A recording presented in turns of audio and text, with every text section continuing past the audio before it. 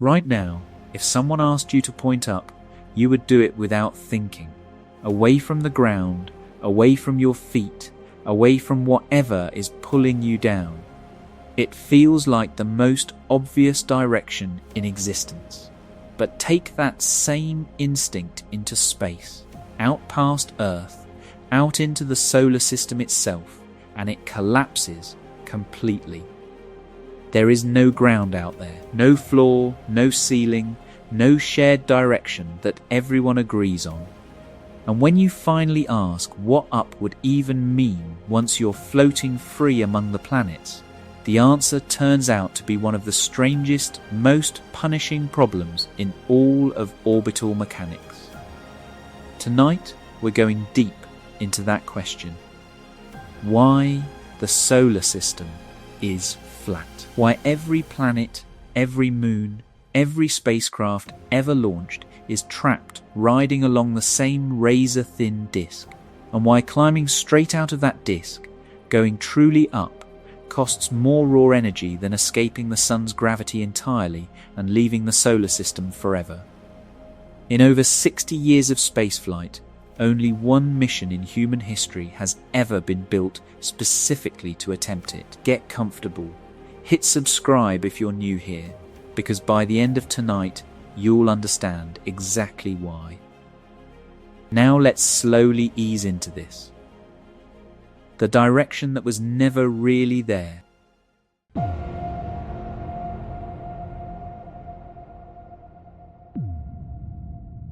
Right now, wherever you are, your body already knows which way is up.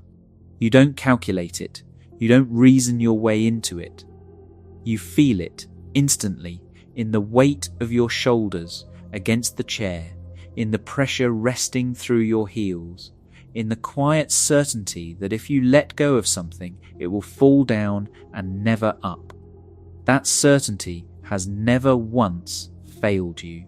Every room you have ever stood in, every building you have ever walked through, was designed around that single unshakable direction. Floors below, ceilings above. A shared agreement so deep that no one in the room with you has ever needed to ask, which way is up? You already know. That knowledge feels like a fact about the universe.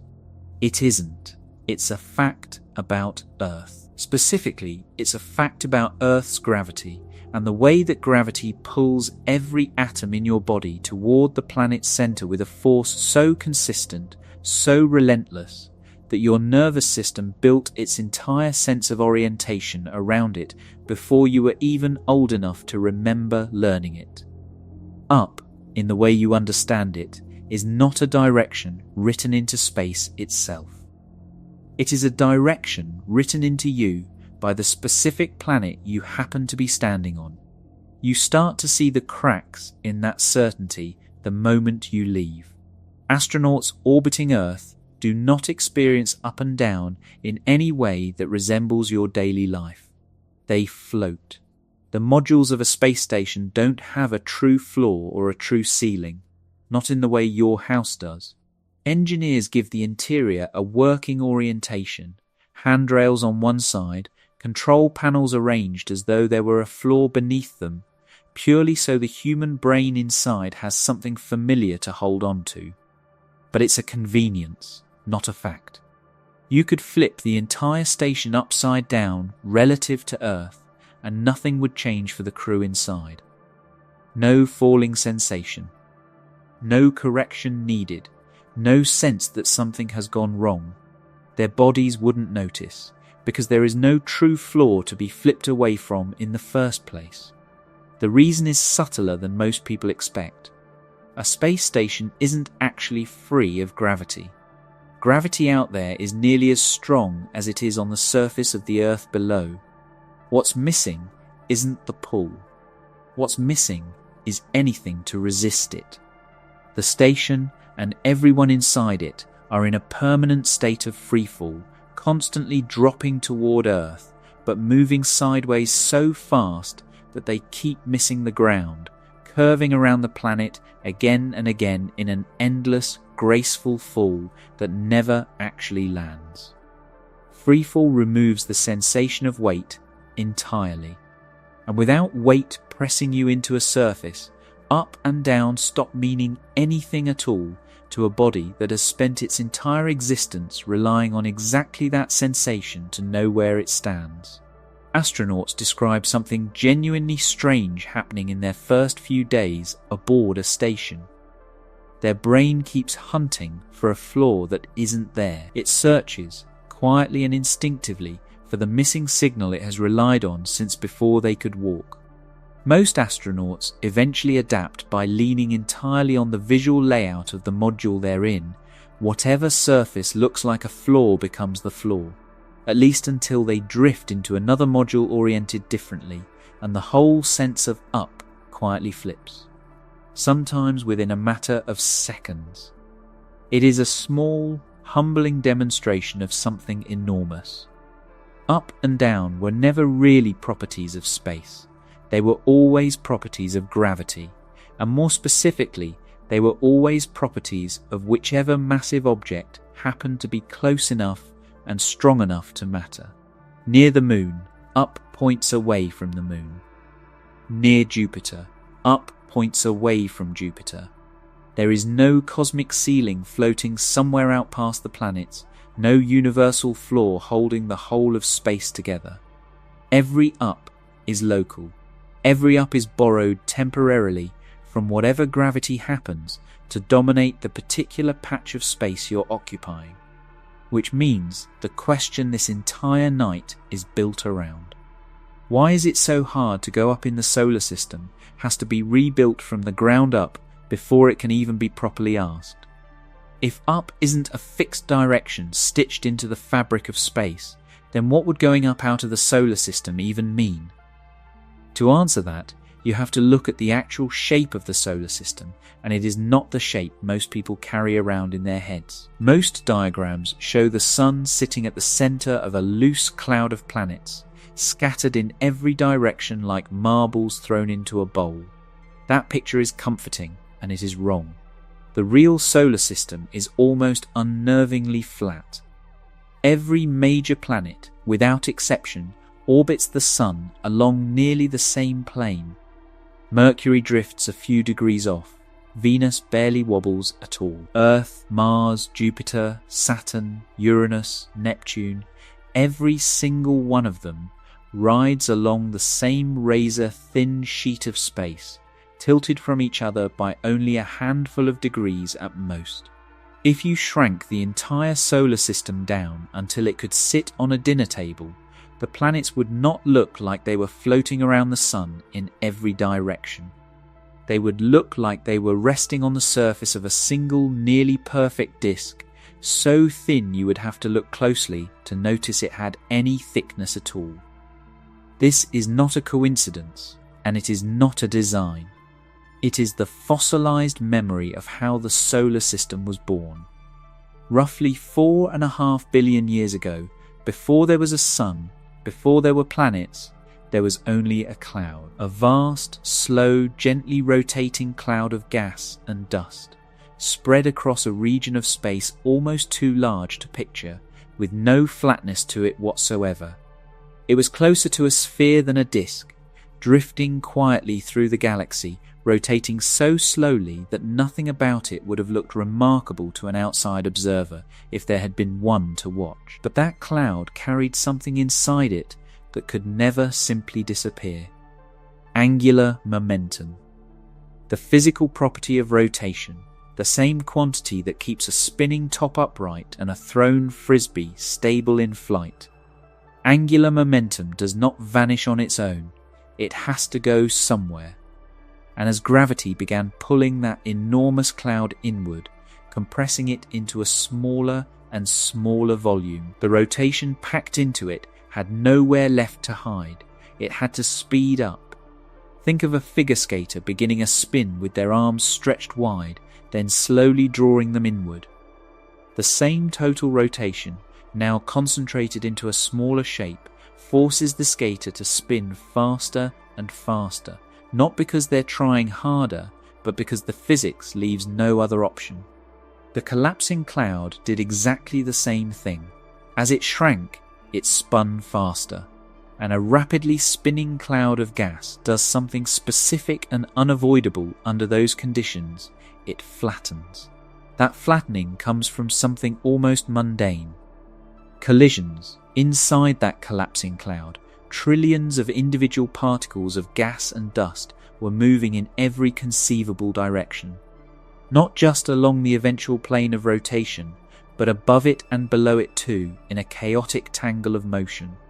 Every time two of those particles collided, their combined momentum had to average out.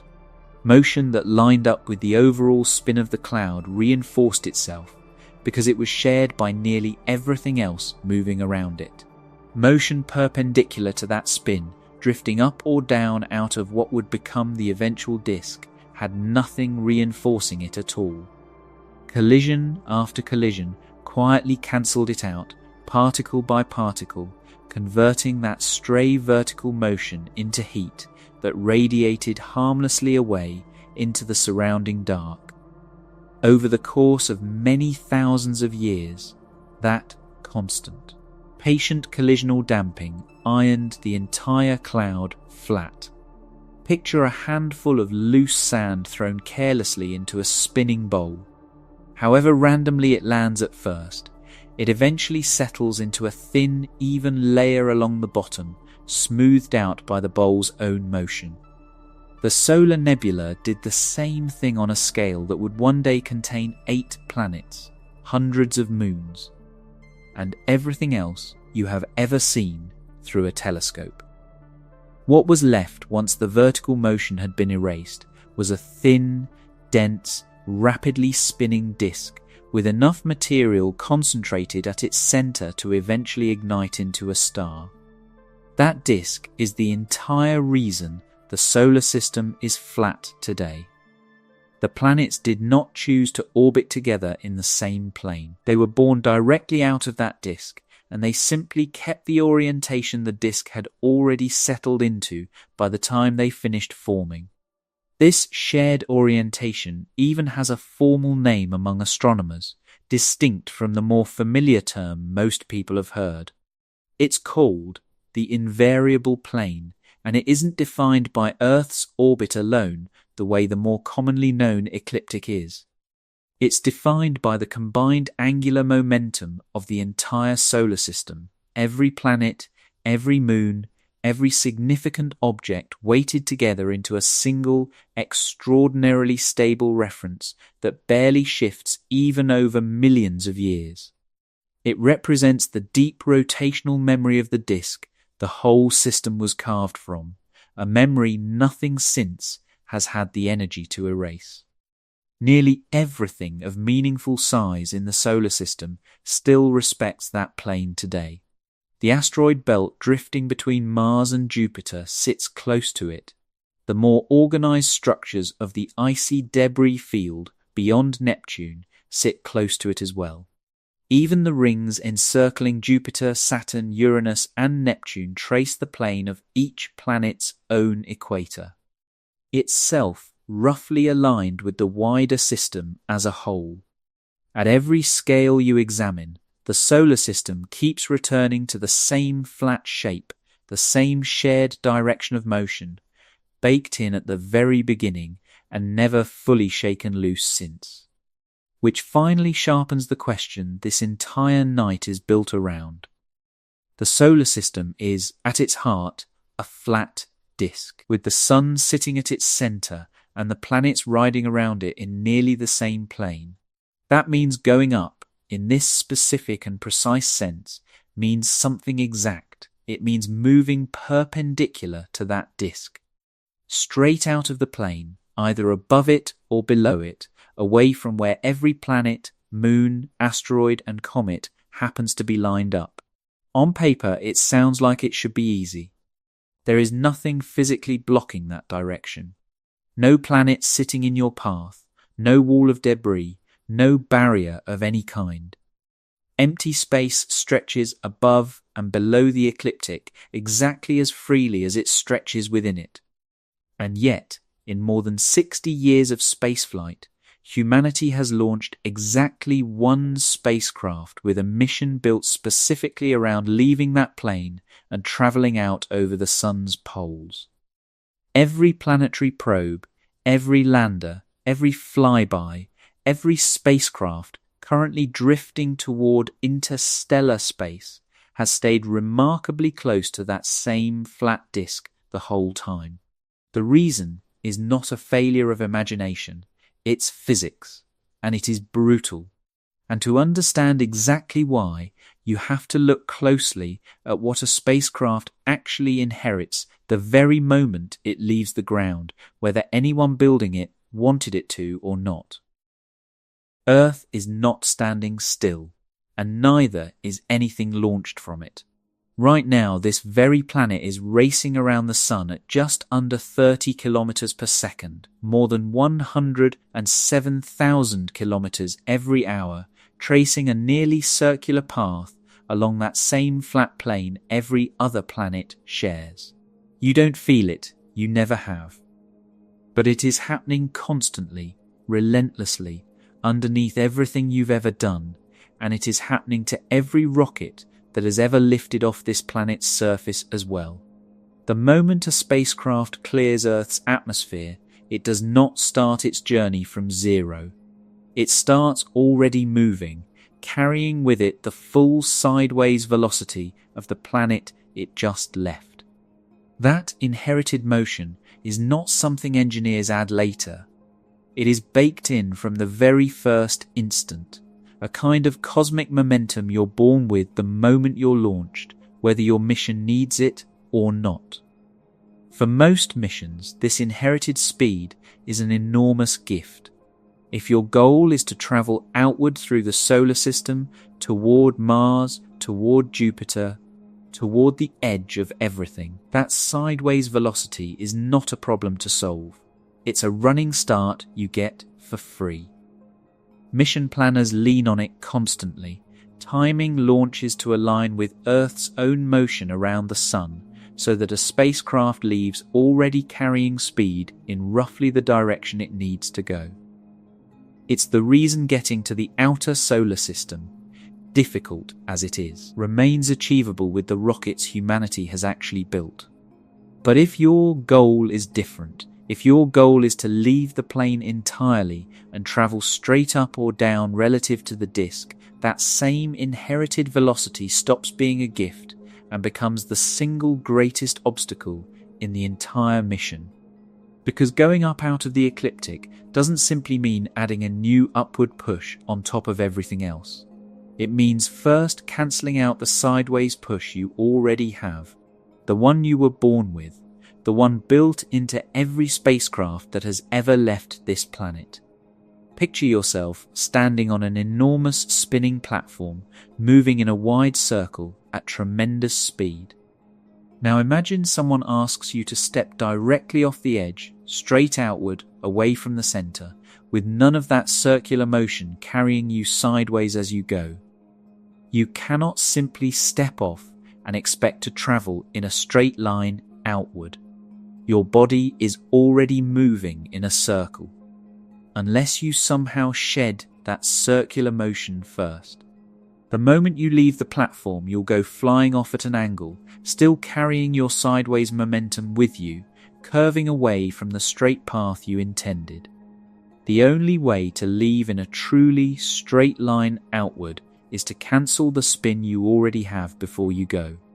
A spacecraft trying to leave the plane of the solar system faces exactly this problem, except instead of a spinning platform. It's fighting against the entire solar system's inherited orbital motion. Nearly 30 kilometers per second of sideways velocity that has to be cancelled, meaningfully cancelled, before any upward or downward motion can begin to dominate the spacecraft's actual path through space. Cancelling that velocity costs an almost unbelievable amount of energy.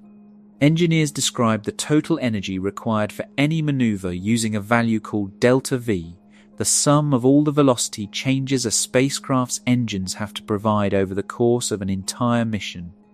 To put real numbers next to it, escaping the sun's gravity entirely, leaving the solar system outright from Earth's orbit, requires a spacecraft to add roughly 8.5 kilometers per second of delta V on top of the speed it already has from Earth's own motion. That is an enormous number, but it is achievable. Missions have done it. Spacecraft have used a combination of powerful rockets and carefully timed gravity assists from other planets to actually pull it off. Cancelling Earth's full orbital velocity in order to travel straight out of the plane instead costs dramatically more than that.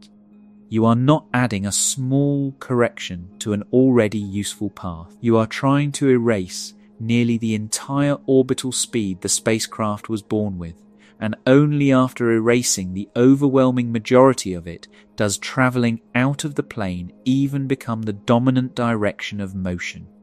In practical terms, a direct, brute force attempt to leave the ecliptic plane would require more raw propulsion than anything humanity has ever built a rocket powerful enough to deliver in a single launch.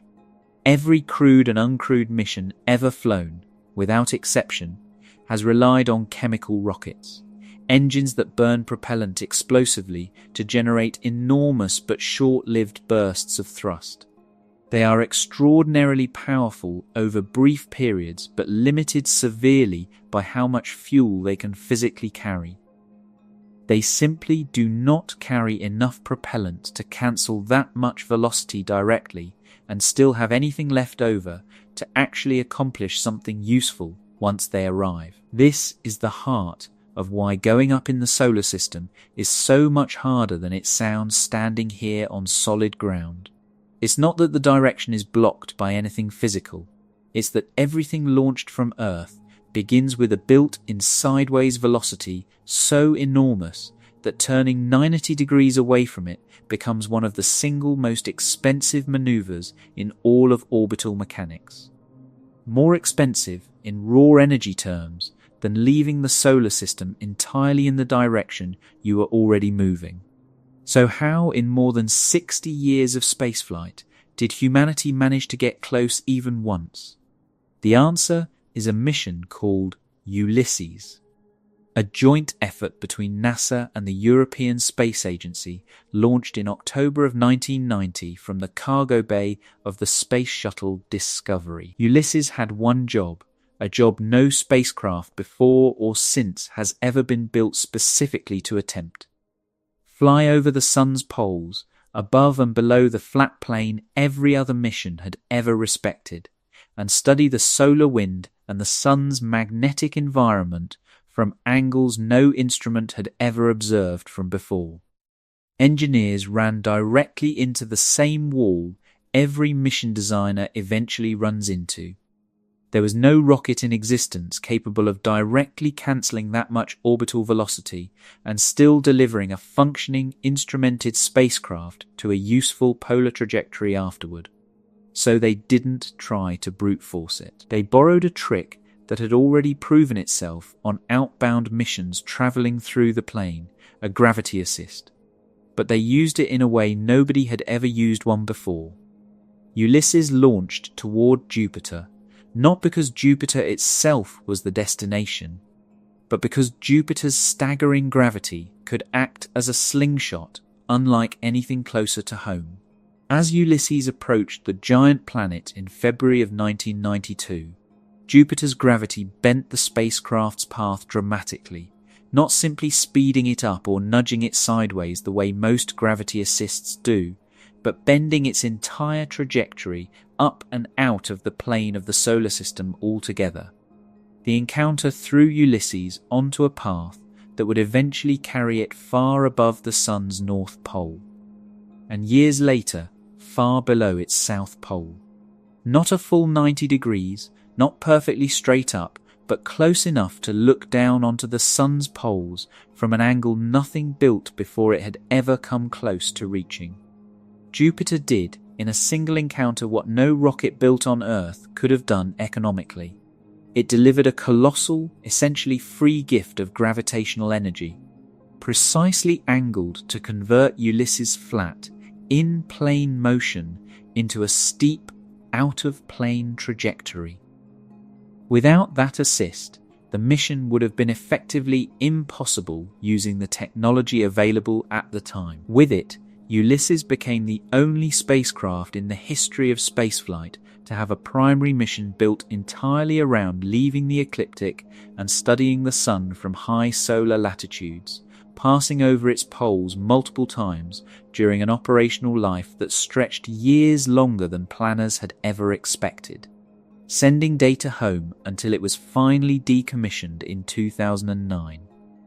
Ulysses' success does not break the rule this entire night has been circling, it proves it. The spacecraft did not escape the plane through brute engineering.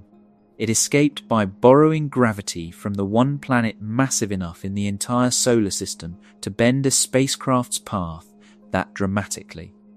And even then, the mission had to spend years simply travelling outward, patiently, before the real manoeuvre could even begin. There has been discussion for decades of a successor mission, something that might push even further out of the plane than Ulysses managed, carrying cameras Ulysses never had, hoping to finally photograph the Sun's poles directly rather than only measuring the particles and fields passing through that region of space. But every serious proposal keeps running headlong into the exact same wall. The energy required to cancel that much orbital velocity, to genuinely travel perpendicular to the solar system's disk, remains one of the single most expensive things anyone has ever asked a spacecraft to do. And the deeper you go into why that is, the stranger and more elegant the underlying physics becomes. It's worth putting Ulysses side by side with the handful of spacecraft that actually are leaving the solar system outright, because the contrast tells you almost everything you need to know about how differently these two problems behave. 2 probes launched in the 1970s, 2 more launched around the same era, and 1 more launched decades later after a long journey past Pluto, are all currently headed away from the Sun, out past the orbits of the outer planets, and eventually into the space between stars. None of them are travelling straight up or down out of the ecliptic in any dramatic way, not one. One of them does carry a modest inclination relative to the plane, an angle it picked up almost as an afterthought during its final close encounter with Saturn decades ago. Mission planners deliberately bent its trajectory upward at that moment, sacrificing the chance to continue on toward the more distant ice giants in exchange for a close flyby of one of Saturn's most compelling moons. That single decision sent the spacecraft climbing gradually above the ecliptic as it continued outward, but the resulting angle is modest, achieved slowly over decades of travel. Nothing close to the steep, immediate departure Ulysses achieved in a single encounter with Jupiter. Its twin took a different route entirely, staying much closer to the plane so it could continue on to visit the 2 farthest giant planets before finally turning outward at a shallower angle of its own, dipping only slightly below the ecliptic rather than climbing dramatically away from it. The 2 earlier probes, and the newest of the group, which spent its own primary mission flying past a distant world at the solar system's edge, all follow essentially the same pattern. Every one of them is dominated by outward motion, not vertical departure. Every one of them, in the deepest sense, is still travelling largely within the flat disk the entire solar system was born inside of. They are simply heading toward its outer edge rather than climbing away from it. There's a reason mission planners keep choosing this same path again and again, even when leaving the plane entirely might sound scientifically appealing on paper.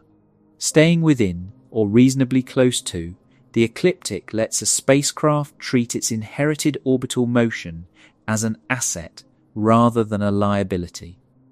It lets missions borrow gravity from planet after planet along the way, since nearly every planet worth visiting sits close to that same shared plane.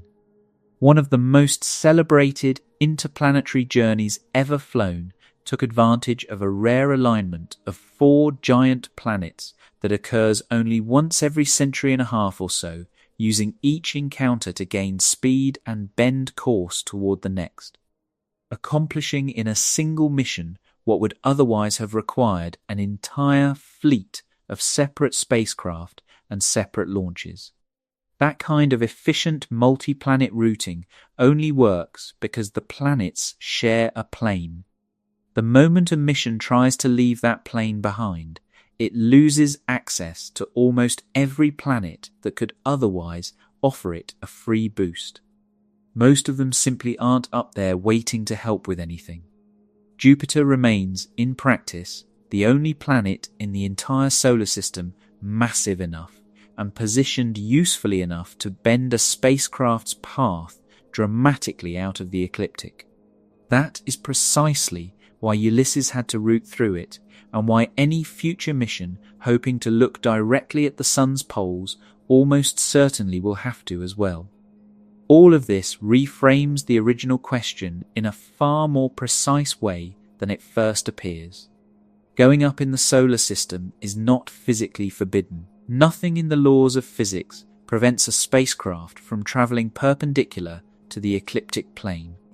What makes it so brutally difficult is that every part of how spacecraft are launched, how they gain speed, and how they lean on planetary gravity to save fuel is built entirely around staying within the plane.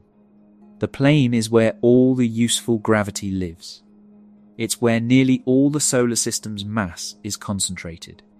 Straying from it means giving up almost every trick that makes interplanetary travel remotely affordable and replacing all of those tricks with a single brutally expensive maneuver, cancelling out nearly the entire orbital speed you started with. It is less like a locked door standing in your way, and more like trying to walk straight uphill against a current that every other path in the solar system happens to be flowing gently along with. And there's another layer to all of this, because up doesn't stop mattering once you're clear of the sun's immediate neighbourhood. The entire solar system, sun and planets together, is itself embedded inside something vastly larger. The flattened disk of the Milky Way galaxy. That disk has its own plane, its own version of up and down, entirely separate from the ecliptic our own planets share.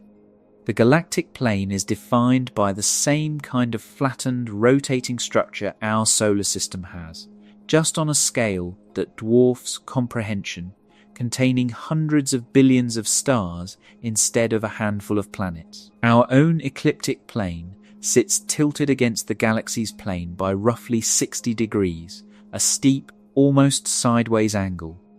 That means the direction that counts as up out of our own solar system's disk has essentially nothing to do with the direction that counts as up out of the galaxy's disk. They are two completely different orientations, layered on top of each other, inherited from two entirely separate rotating systems that formed independently, one nested quietly inside the other. The sun itself doesn't sit locked in place within that galactic plane either.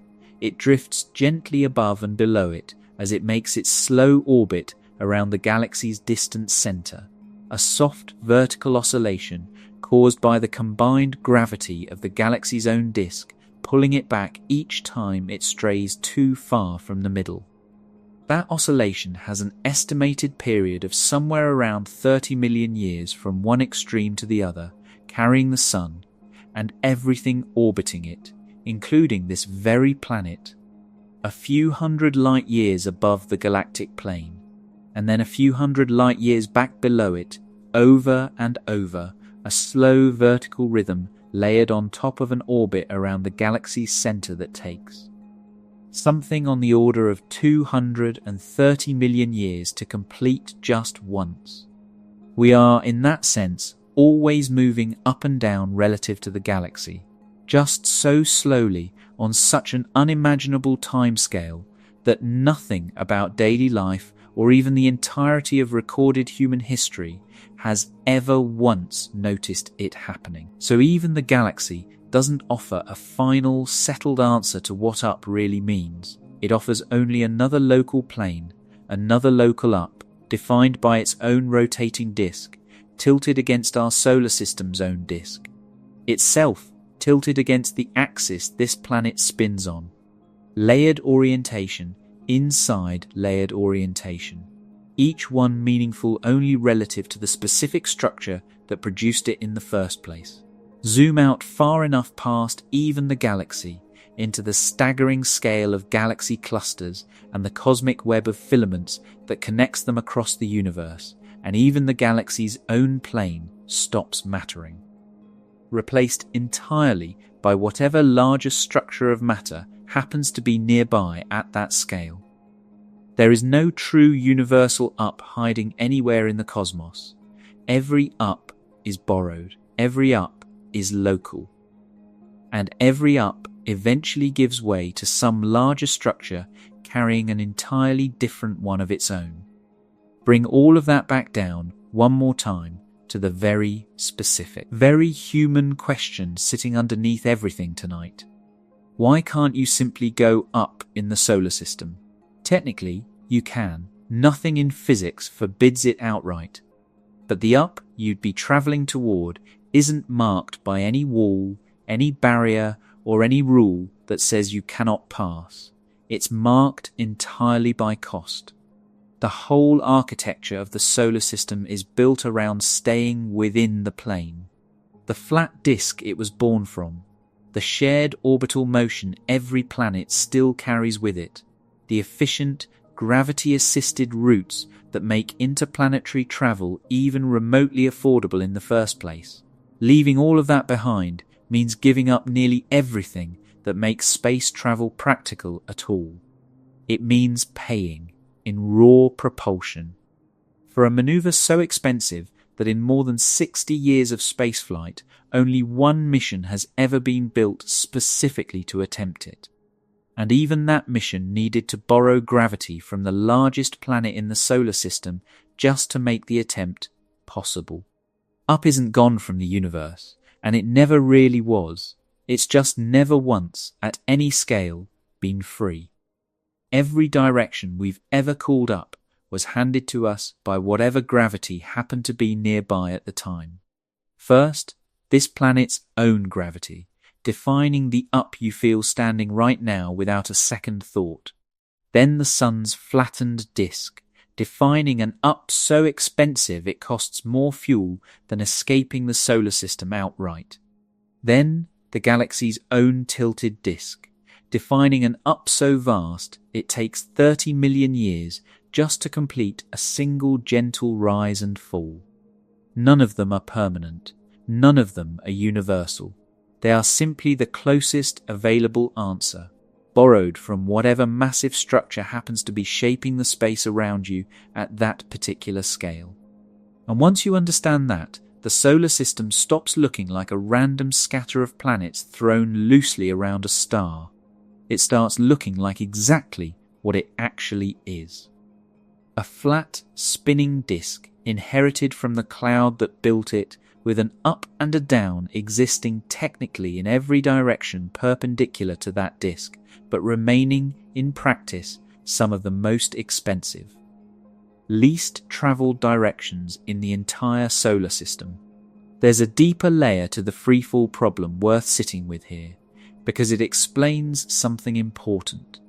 It explains why astronauts don't simply get used to weightlessness the way you'd get used to a new pair of shoes, gradually and painlessly. Your sense of up and down doesn't come from a single sense at all. It comes from at least 3 separate systems working together, systems that normally agree with each other so completely, so seamlessly, that you never notice them as separate things in the first place. Deep inside each of your ears sits a small, fluid-filled structure called the vestibular system, tiny hair cells suspended in fluid that detect the pull of gravity and the motion of your head. constantly reporting which way is down based on how that fluid shifts and settles. Your eyes provide an entirely separate, independent signal, constantly watching the horizon, the floor, the walls, anything with a visible orientation, and comparing what they see against what your inner ear is reporting. And your body carries a third system on top of both of those. Pressure receptors scattered through your feet, your joints, your muscles, quietly reporting exactly where weight is pressing against you at any given moment. On the surface of this planet, all three of those systems agree constantly, effortlessly. Your feet feel pressure. Your eyes see a floor below you.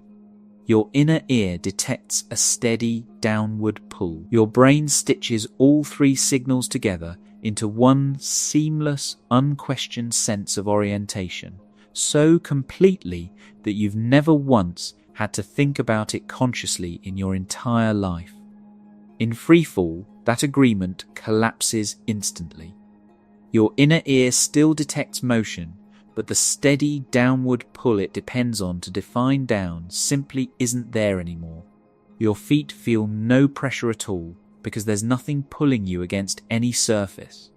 Your eyes might see a floor painted or built into a module purely for the crew's psychological comfort, but that visual cue now has to carry the entire weight of orientation on its own, with no support from the other two systems that use to share the job. The result, especially during the first 2 or 3 days aboard a spacecraft, is a kind of low-grade sensory civil war. Many astronauts describe it candidly as space sickness, a form of motion sickness caused not by movement itself, but by disagreement between systems that have never before had any reason to disagree.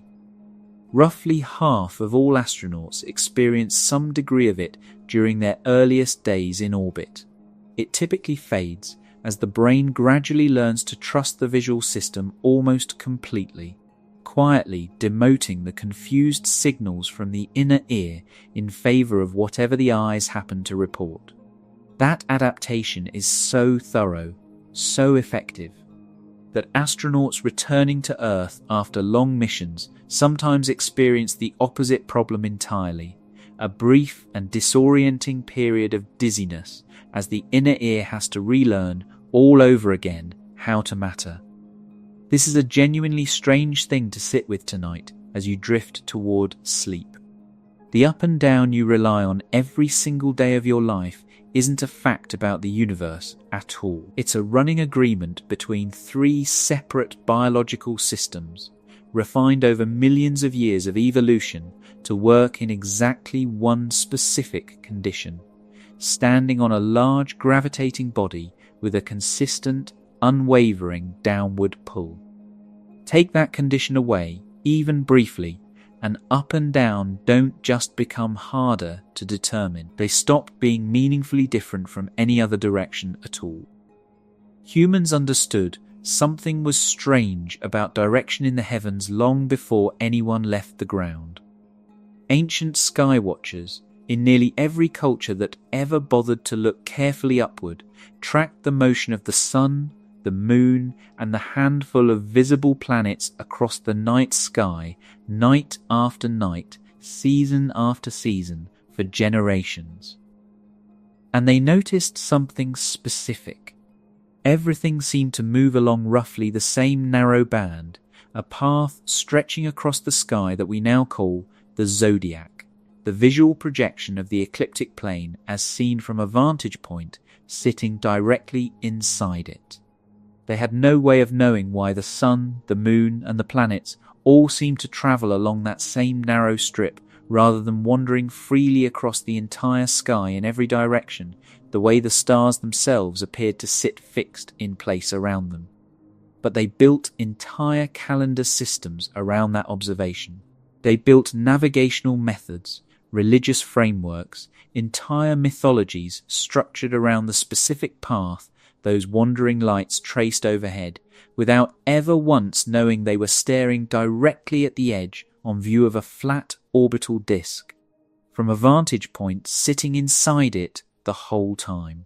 It wasn't until astronomers working across the 16th and 17th centuries began piecing together a radically different picture that the true architecture of the solar system started to take shape. A sun-centered system, with planets tracing nearly co-planar orbits around it, rather than this world sitting fixed and motionless at the center of everything while the heavens wheeled obediently around it. And even then, it took centuries more before anyone understood why that flatness existed at all, why the planets seemed to respect one shared plane, instead of scattering freely in every direction the way distant stars appear to across the night sky. The answer, angular momentum inherited from a collapsing, rotating cloud, wasn't fully worked out in mathematical detail until the 18th and 19th centuries.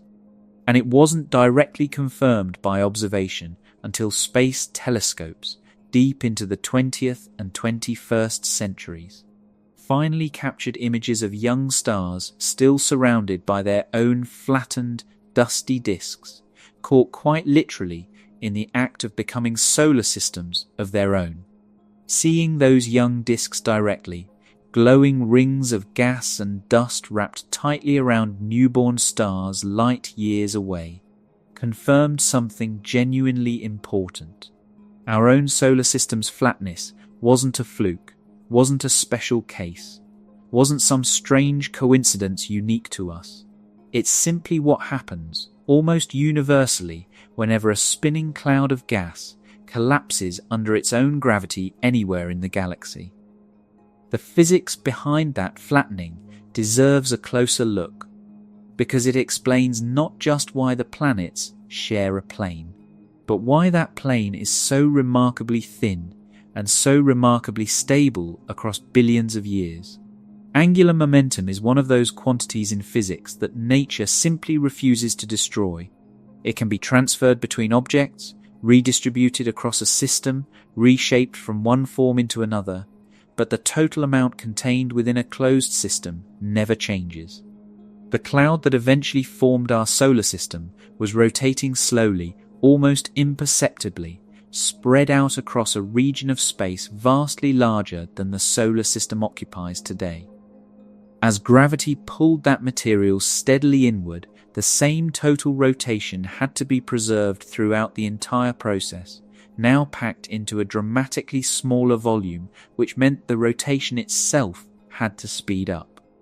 Sometimes dramatically, exactly the same principle behind a figure skater spinning faster as they draw their arms in toward their body. But speeding up the spin only explains why the cloud started rotating faster. It doesn't, by itself, explain why the cloud flattened into a disk rather than simply becoming a smaller, faster, spinning sphere. The flattening itself comes down to collisions, an almost mundane physical process happening at an almost incomprehensible scale. Inside the collapsing cloud, countless individual particles of gas and dust were moving in every conceivable direction, not confined to the eventual plane of rotation, but scattered above it and below it too, on wildly varied paths that had nothing in common with one another at first. Collisions were happening constantly throughout that dense, collapsing cloud, and whenever two particles collided, their combined momentum had to average out between them. Motion that happened to align with the overall rotation of the cloud reinforced itself, because it was shared, broadly, by nearly everything else moving around it at the same time. Motion perpendicular to that rotation, drifting up or down out of what would eventually become the flat plane, had no such reinforcement waiting for it. Collisions, patiently and relentlessly, cancelled that motion out, particle by particle, converting the stray vertical energy into heat that simply radiated away into the surrounding darkness of space. Over the course of many thousands of years, this constant collisional damping ironed the entire cloud flat, the exact same way a handful of loose sand thrown carelessly into a spinning bowl eventually settles into a thin, even layer along the bottom, no matter how randomly it started out scattered across the surface. what was left.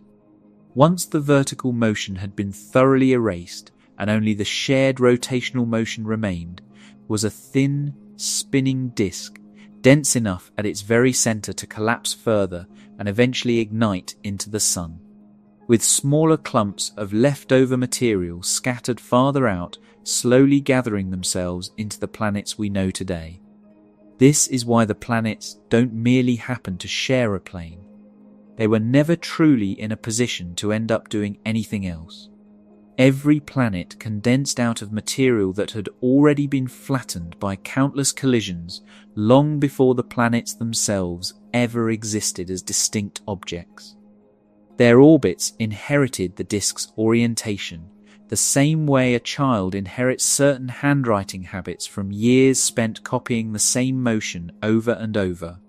Not because any single planet chose it individually, but because the entire environment they formed within only ever offered one direction to move in. Not every planet ended up with exactly identical tilt though, and the small differences that do exist between them tell their own quiet story. The steepest tilt among the major planets belongs to the one closest to the Sun, thought to be a lingering result of the chaotic, collision-heavy environment that dominated that innermost region of the young solar system, where fewer nearby bodies existed to smooth out any remaining irregularities through their own gravity over time. The two largest gas giants, meanwhile, are tilted by less than 2 degrees each, remarkably flat given their enormous size, likely because their formation involved gathering huge quantities of gas directly from the smoothest, most thoroughly settled part of the original disk, the layer where collisional damping had already finished most of its patient work by the time they began to grow. Farther out, in the region beyond the last major planet, orbital tilts become far more varied and far steeper. Several of the icy, distant objects discovered out there in recent decades orbit at inclinations of 10, 20, even 40 degrees or more relative to the plane the 8 major planets so carefully respect, spending much of their enormous, elongated orbits well above or well below that plane entirely. These objects are a preview of something important. The closer you look at the solar system's outer edges, the less rigidly the original flat disk continues to apply, and the more individual, chaotic histories begin to dominate over the smooth, collision-damped order that shaped the inner planet so thoroughly so many billions of years ago. That breakdown becomes complete once you travel far enough out to reach the outermost reaches of the Sun's gravitational influence, a vast, only partially understood shell of icy bodies believed to surround the entire solar system in every direction at once, above, below, and all around the ecliptic equally.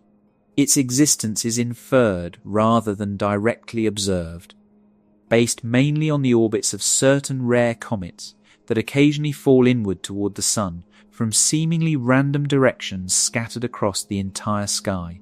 They arrive from every angle imaginable, rather than clustering anywhere near the ecliptic the way most shorter period comets consistently do.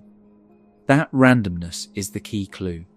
If this distant outer shell were flattened the same way the inner solar system is, comets originating from it would tend to arrive clustered near the ecliptic, the same way objects born closer invariably do.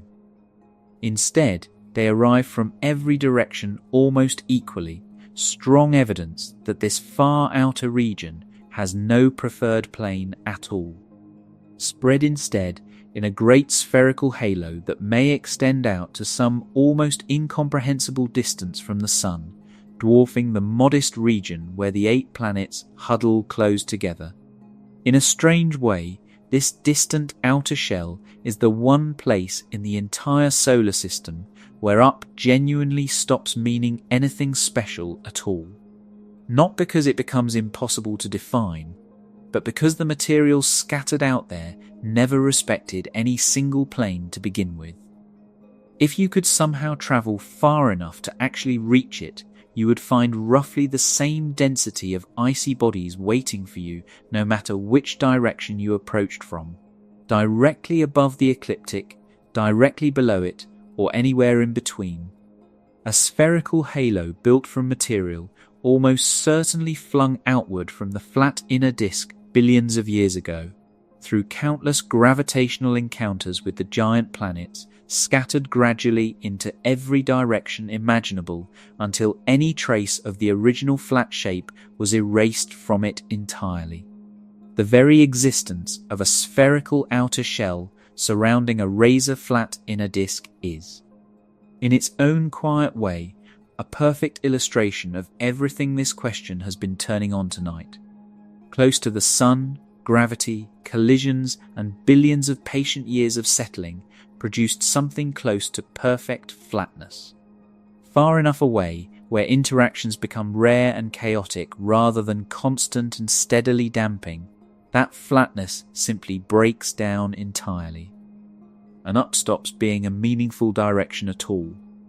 Getting back to the practical challenge of actually travelling perpendicular to the ecliptic, it helps to understand precisely why the cost is so steep in engineering terms, not just conceptually, but numerically. Orbital mechanics has a well-established relationship governing what's called a plane change maneuver, the technical term for altering the tilt of a spacecraft's orbit rather than simply speeding it up or slowing it down along the same path it already occupies. The energy required to change the angle of an orbit depends heavily on two separate factors: how large that angle is, and how fast the spacecraft is already moving within its current orbit at the moment the maneuver begins.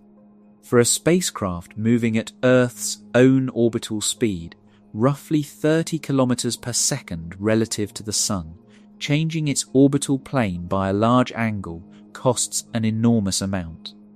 Anything approaching a full 90-degree turn away from the ecliptic requires a change in velocity comparable to the orbital speed itself, not some small fraction of it.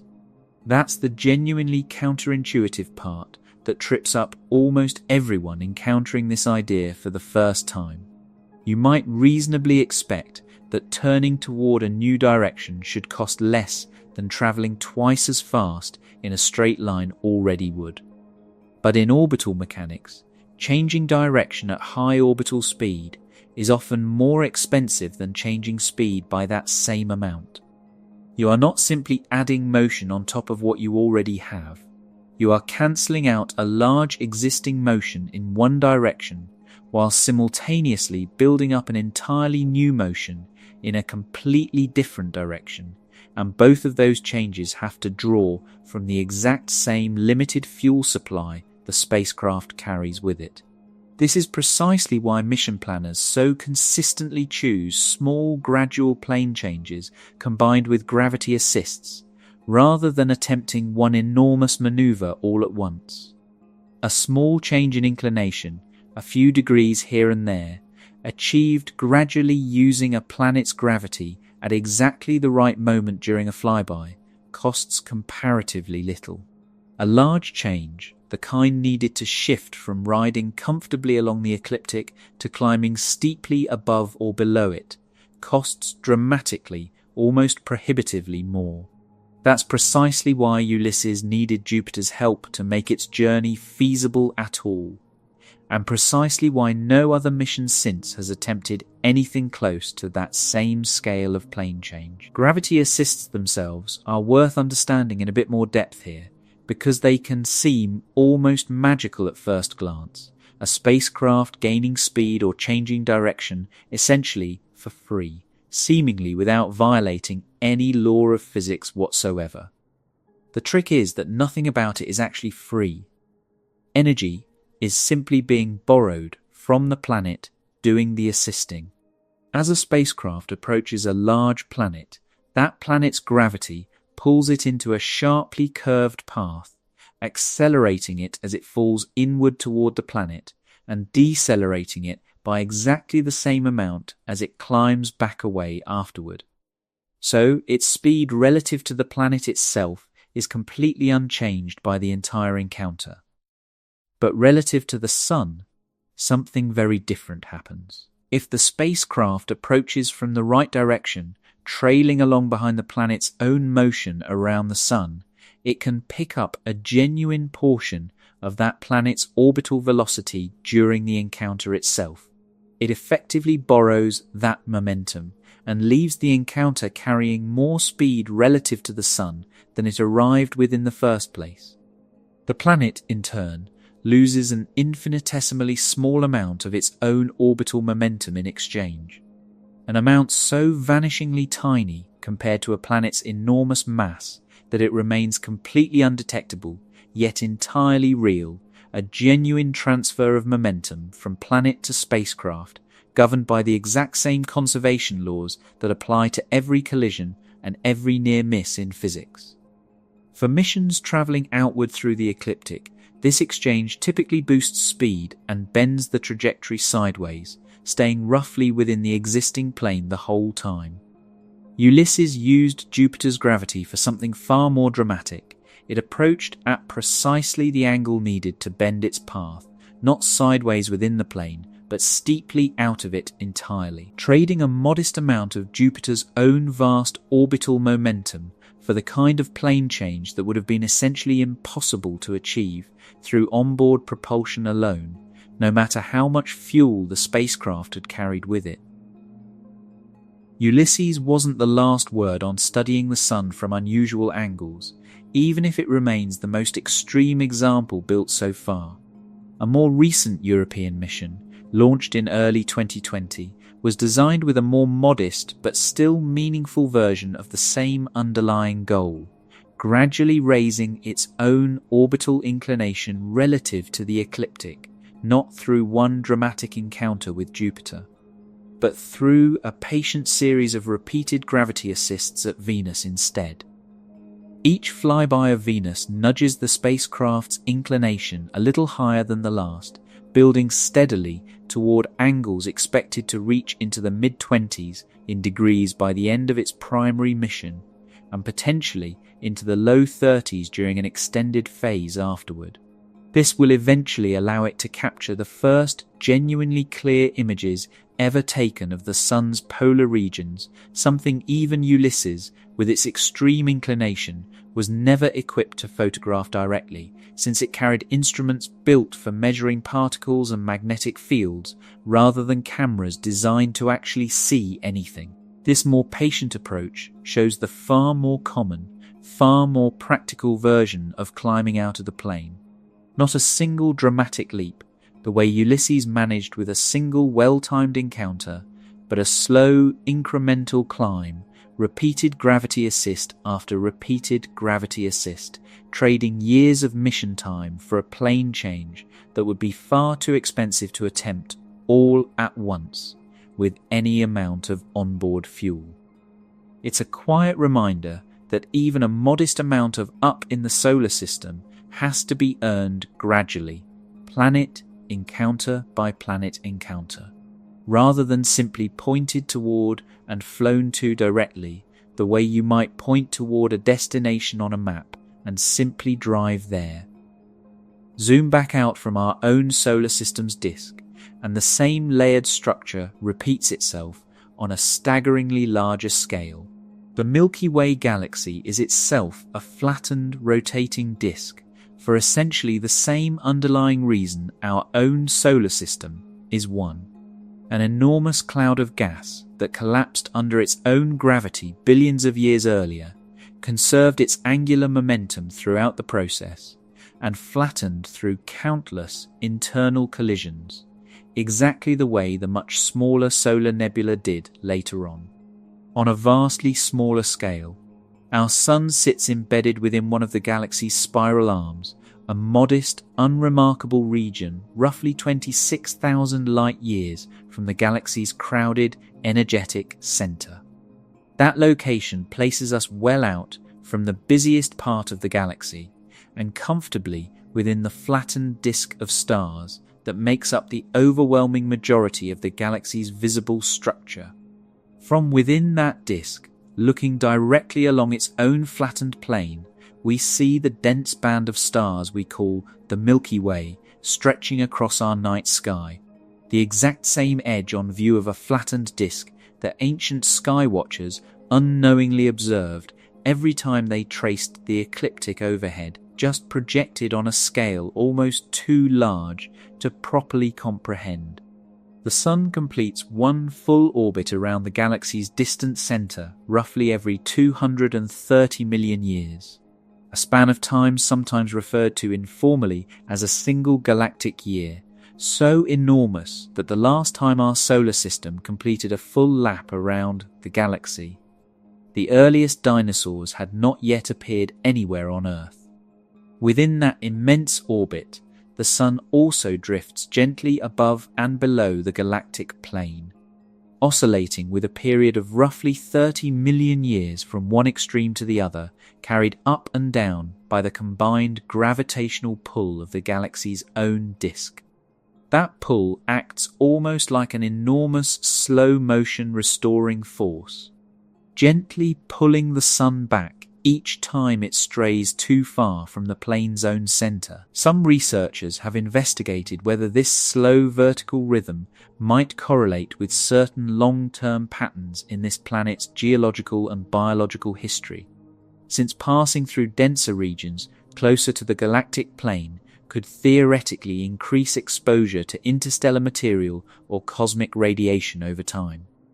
This remains an active, genuinely unsettled area of research rather than an established fact, and the evidence connecting it directly to specific events in Earth's deep past remains far from conclusive either way. What is well established, though, is the underlying mechanism itself. The Sun genuinely does move up and down relative to the galaxy's own flattened disk on a slow, repeating, multi-million-year cycle, entirely independent of anything happening within our own solar system's much smaller, much faster ecliptic plane.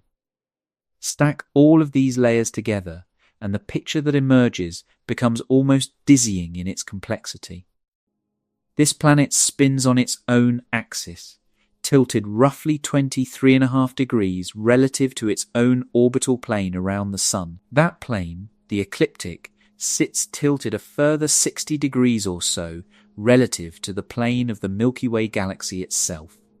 The galaxy's own plane is itself oscillating slowly up and down relative to some larger reference, defined by the distribution of mass scattered across the wider cosmic neighborhood surrounding it, all of it embedded within the vast web-like structure of galaxy clusters and filaments that makes up the largest scale structure of the observable universe as a whole. At every one of these scales, a local up exists, defined entirely by whatever rotating or clustering structure happens to dominate the surrounding gravity at that particular size. And at every one of these scales, that local up is completely unrelated to the one nested inside it or outside it, tilted at its own unpredictable angle, inherited from its own separate history of formation, stretching back through billions of years that had nothing to do with any of the layers surrounding it. There is no thread connecting Earth's own sense of up to the solar system's sense of up to the galaxy's sense of up. Each one had to be discovered, measured, and understood entirely on its own terms, often centuries apart, by scientists working with completely different tools, completely different questions, and no real awareness that they were building toward the same underlying picture. Bring all of that back down, one more time, to the very specific, very human question sitting underneath everything tonight. It's worth putting exact numbers next to the comparison between escaping the solar system outward and climbing straight out of the plane instead, because the gap between them is bigger than almost anyone expects the first time they see it laid out clearly. A spacecraft sitting in Earth's orbit is already moving at roughly 30 kilometers per second relative to the Sun, carried along by the same orbital motion Earth itself has held for billions of years without interruption. To escape the Sun's gravity entirely traveling outward and eventually leaving the solar system altogether, that spacecraft needs a velocity of roughly 42 kilometers per second relative to the Sun. That means its engines only need to add roughly 12 kilometers per second on top of the speed it already carries, since it's already moving in a broadly useful direction and simply needs to go faster along that same general path. That's a large but manageable number, well within what modern rockets, combined with one or two carefully timed gravity assists along the way, have repeatedly demonstrated they can actually achieve.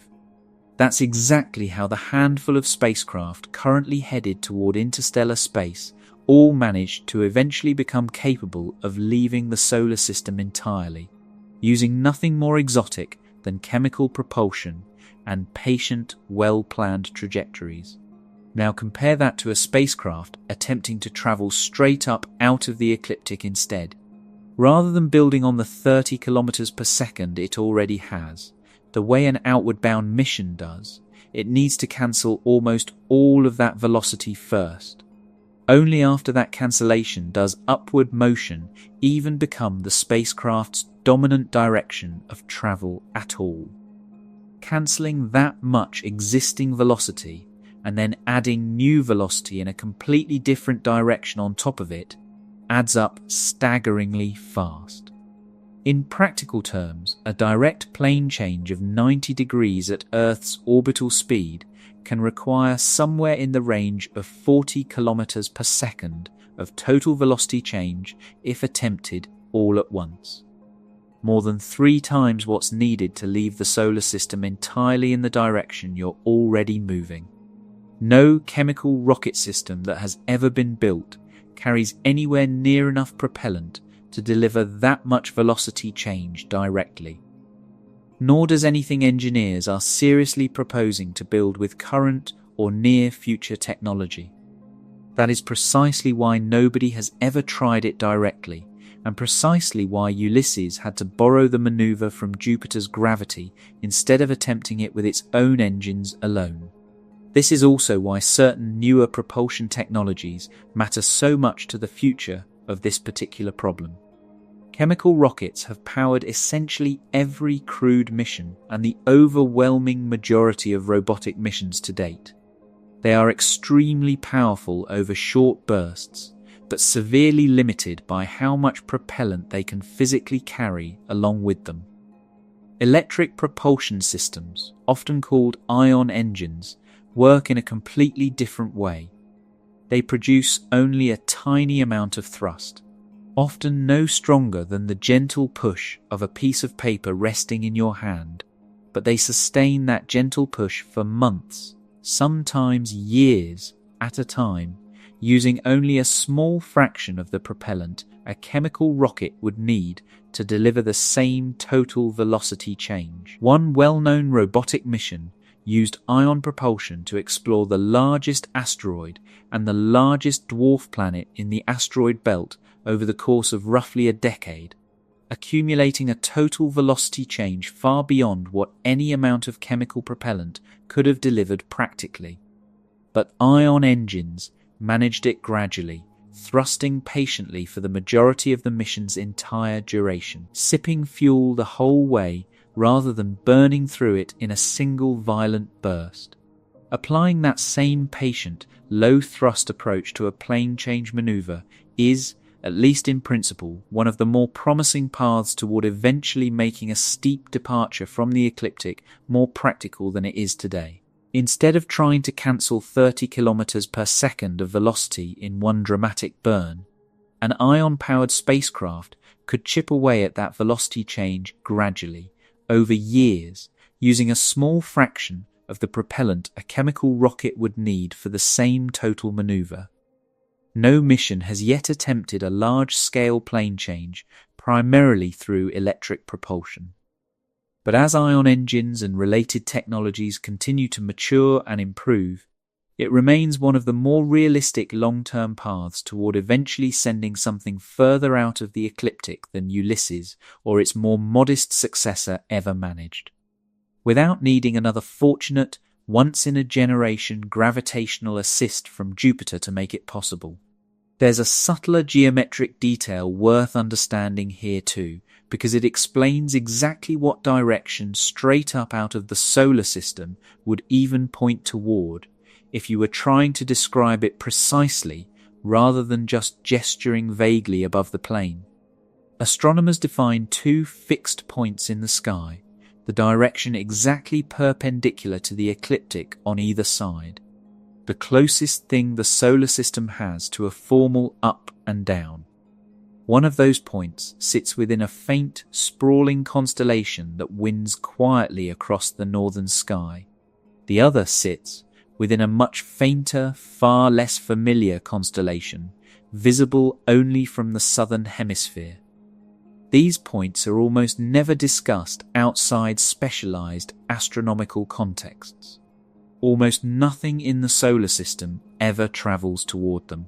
There are no planets there, no significant asteroid populations there, nothing at all to visit or study by heading specifically in that direction. Only the thin, uniform backdrop of distant stars, and far beyond them, other galaxies scattered endlessly into the dark. If a spacecraft ever did manage to travel directly toward that point, climbing straight up and away from the solar system's disk entirely, it would eventually leave behind more than just the planets. It would leave the asteroid belt, the icy debris field beyond the outer planets, and even most of the flattened structure of dust that fills the inner solar system, emerging into what is. From our perspective, remarkably empty space, offering an unobstructed view straight down onto the solar system's disk, the same way you might look straight down onto a spinning record from directly overhead. No spacecraft has ever traveled far enough in that specific direction to achieve that view directly, though Ulysses came the closest of anything ever built. Its trajectory carried it to a maximum ecliptic latitude of a little over 80 degrees during its closest passes over the sun's poles, tantalizingly close to a true 90 degrees straight up, but still just short of it, dictated entirely by the specific geometry Jupiter's gravity was able to provide during that single encounter. It's worth taking a moment to appreciate just how much of the solar system's material structure remains crowded into that thin, flattened band, because it underlines exactly why nearly every mission ever flown has had good reason to stay close to it. The asteroid belt, sitting between the orbits of Mars and Jupiter, contains the overwhelming majority of the solar system's known asteroids, virtually all of them orbiting within a few degrees of the ecliptic plane, remnants of the same flattened disk that never managed to gather into a full planet, kept stirred up and prevented from doing so by Jupiter's powerful disruptive gravity nearby. Comets originating from the outer icy debris field, the so-called short-period comets, return to the inner solar system on predictable, relatively frequent schedules, and they too tend to orbit close to the ecliptic, inheriting that flatness from the same disc-shaped region they originally formed within.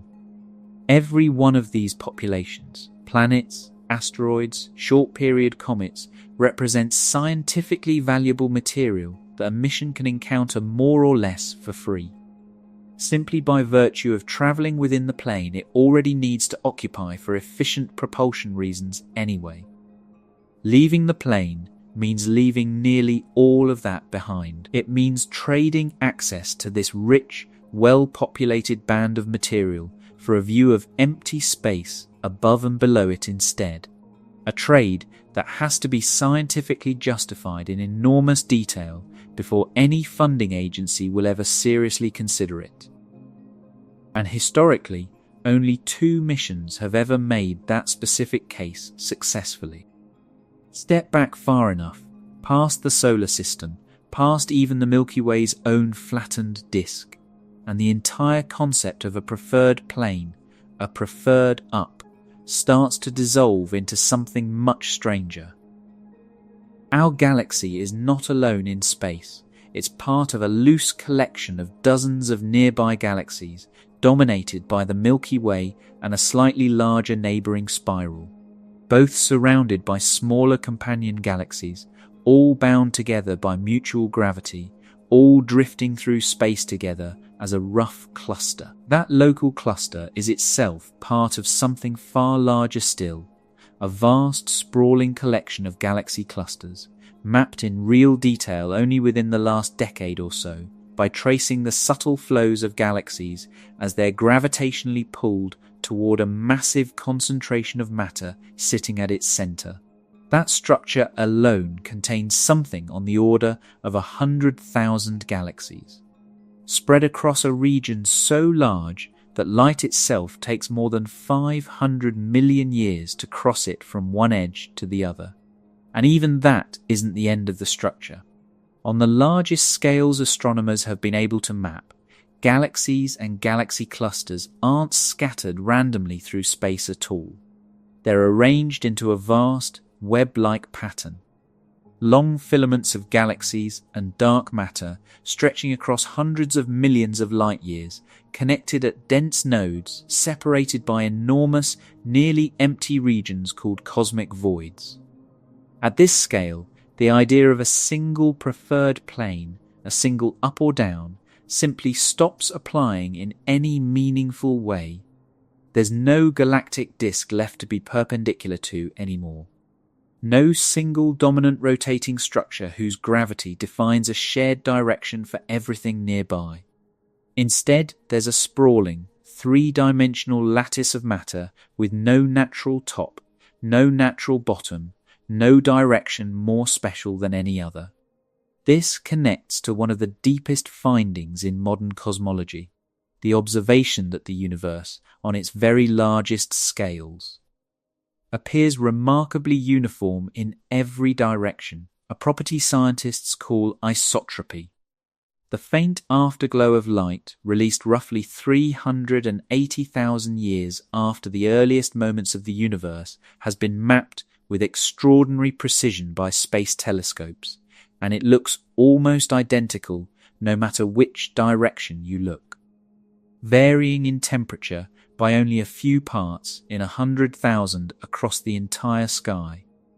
That uniformity is powerful evidence that the universe doesn't have a center, doesn't have an edge, and doesn't have a preferred direction built into its fundamental structure. Every location, every direction appears statistically equivalent to every other, at least once you average out enough of it. That's about as far from Earth's simple, gravity-defined sense of up as you can possibly get. A universe where, ultimately, there is no true up at all, only an endless series of local ups nested inside each other, each one borrowed temporarily from whatever rotating disk, orbiting planet or clustering mass happens to dominate the gravity in that particular corner of space. Bring that back one final time to the very grounded, very human question sitting underneath all of this. You wake up tomorrow morning, you stand up out of bed, and without even thinking about it, you know exactly which way is up. That knowledge feels absolute, permanent, built into the fabric of the universe itself. It isn't. It's a temporary local agreement, negotiated between your body and the nearest large mass, in this case, the planet beneath your feet, valid only as long as you remain close enough for its gravity to dominate everything else around you. Travel far enough away and that agreement dissolves completely, replaced first by the confusing, directionless experience of freefall then. If you travel far enough and fast enough, by an entirely different up, defined not by this planet anymore, but by the flattened disk of the solar system itself, an up so expensive to actually travel toward that in more than 60 years of spaceflight, humanity has managed to send only one machine seriously chasing after it.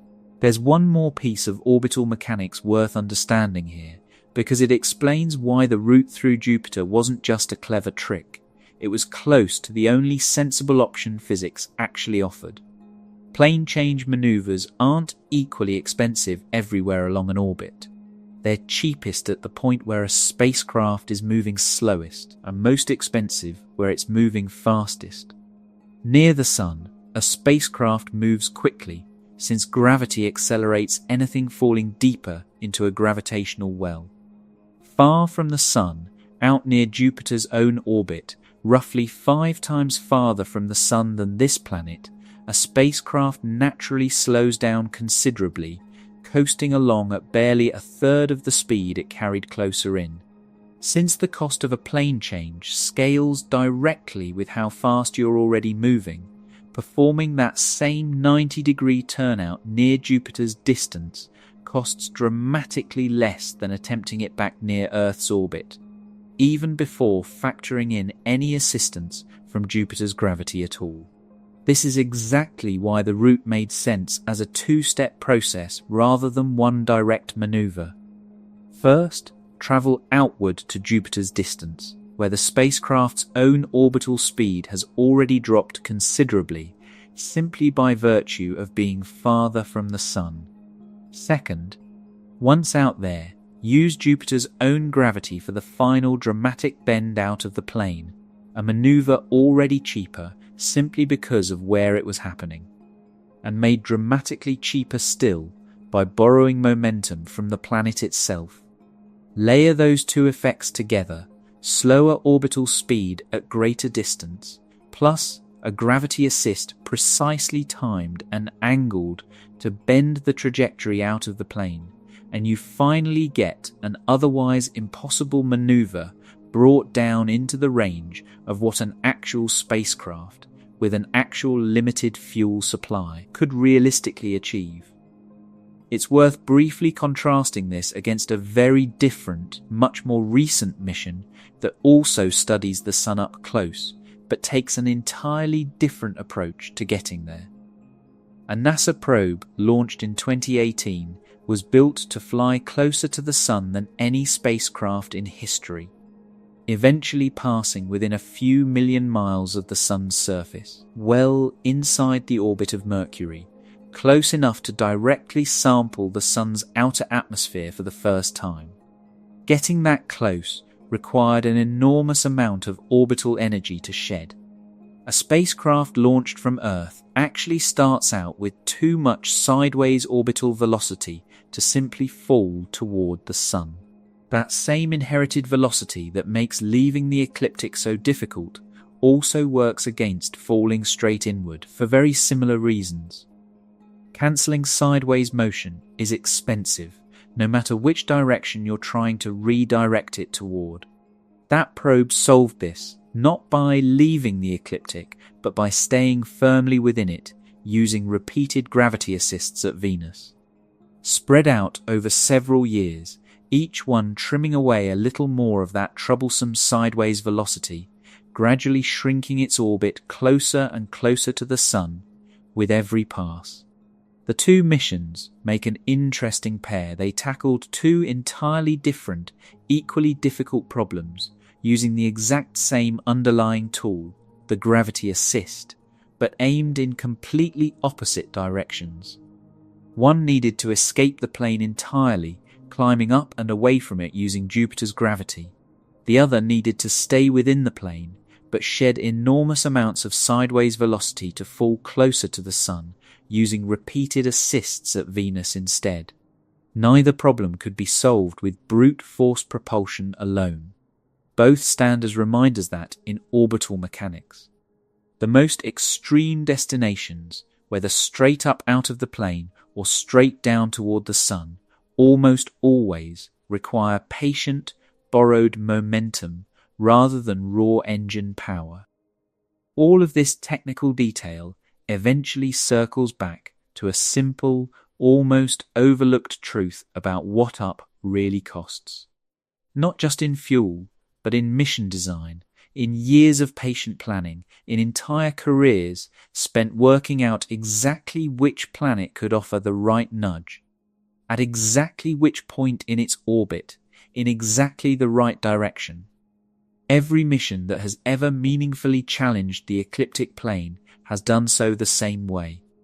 one climbing over the sun's poles using a single dramatic encounter with Jupiter, another gradually raising its own inclination through repeated patient assists at Venus, a third shedding velocity to dive toward the sun's corona using that same planet in the opposite way. Each one treats the solar system's planets not as destinations in themselves, but as gravitational tools, precisely timed favors borrowed from worlds that happen to be in the right place, doing the work no rocket alone could ever afford to do.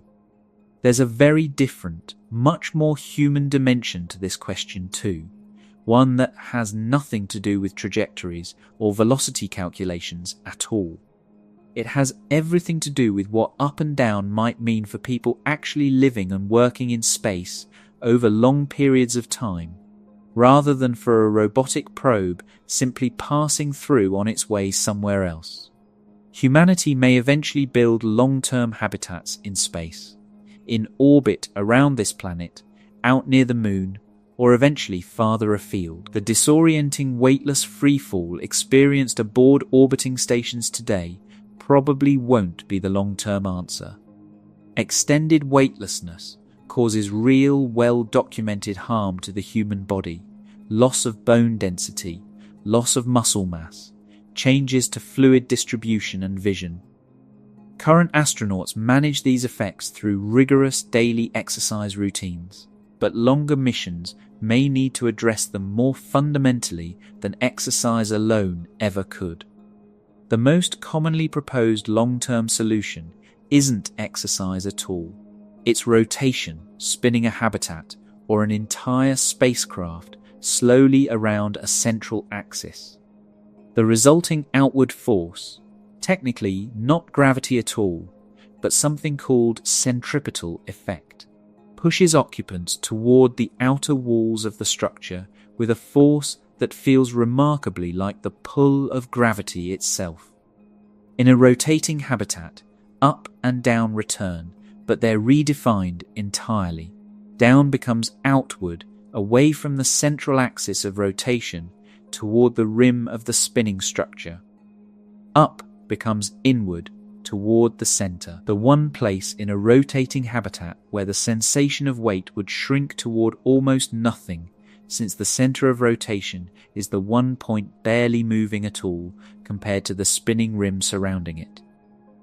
Engineers and researchers have studied concepts like this for decades, from early theoretical proposals envisioning giant rotating wheel-shaped stations to more recent, more modest concepts explored by space agencies and private companies alike. They've studied how large a rotating structure would need to be, and how fast it would need to spin to produce a comfortable Earth-like sense of down without making occupants dizzy or nauseated.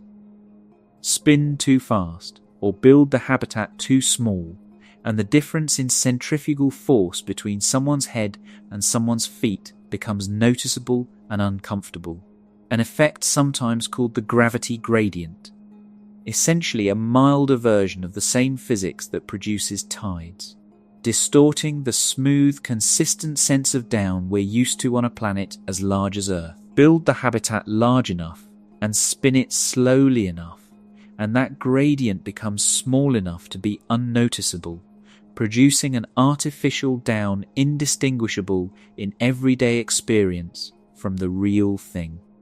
This matters directly to the question of up and down in space because it demonstrates something important. Up doesn't strictly require a planet at all. It requires a consistent force, pointing in a consistent direction, strong enough for your body's three separate orientation systems, your inner ear, your eyes, and your pressure-sensitive nerves, to agree on. Planetary gravity is simply the most familiar, most abundant source of that force. But it isn't the only possible one. A rotating structure can manufacture its own local up and down entirely independent of any nearby planet, star, or galaxy, defined purely by its own spin rather than by any external gravity at all. In a strange way, this is the most literal, most controllable version of creating up that humanity has ever seriously worked toward. Not by traveling to some cosmic direction that happens to be labeled up, but by building a structure that manufactures its own local sense of it, wherever in space that structure happens to be. It's a useful reminder of everything this entire question has been circling around from the very beginning. Up was never really about a direction in space at all. It was always about force, about something pulling consistently enough, strongly enough, and steadily enough that your body could build an entire unquestioned sense of orientation around it. On Earth, that force is gravity, pulling toward the planet's center, the up you've relied on your entire life without a second thought. In the solar system at large, the closest equivalent isn't a force pulling you anywhere in particular. It's the shared orbital motion nearly everything inherited from the same flattened disk of gas and dust the sun and planets were born from. A motion so deeply built into the structure of the solar system that fighting against it, climbing away from the plane it defines, remains one of the single most expensive things any spacecraft can attempt. And in a rotating space habitat, that force would come from something else again, the structure's own spin, manufacturing an artificial down out of nothing but rotation and geometry. 3 completely different sources, 3 completely different versions of up, all of them local, all of them borrowed in one way or another from whatever happens to be spinning, orbiting, or pulling nearby. Everything described so far has treated the solar system's flatness as though it was simply the way things have to be, the natural, expected result of a rotating cloud collapsing under gravity. For most of the history of astronomy, that assumption seemed entirely safe. Our own solar system was the only detailed example anyone had to study. Then astronomers started actually watching other star systems form, and later watching fully formed planetary systems around other stars. The assumption held up remarkably well almost everywhere they looked.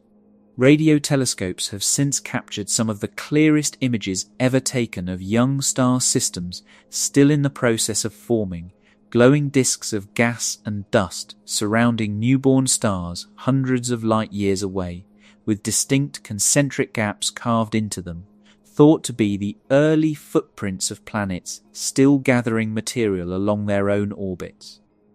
These disks are flat, just like the one that built our own solar system billions of years earlier, offering direct visual confirmation of a process astronomers had only been able to infer indirectly before. Similar disks have since been imaged around other young stars, each one reinforcing the same basic picture. Flat, rotating disks are simply the ordinary, expected outcome. Whenever a star and its planets are being built from a collapsing cloud of gas.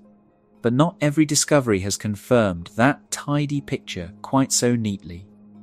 In recent years, astronomers studying a pair of small dim objects called brown dwarfs. Bodies too large to be classified as planets, but too small to sustain the nuclear fusion that defines a true star. Noticed something they weren't looking for at all.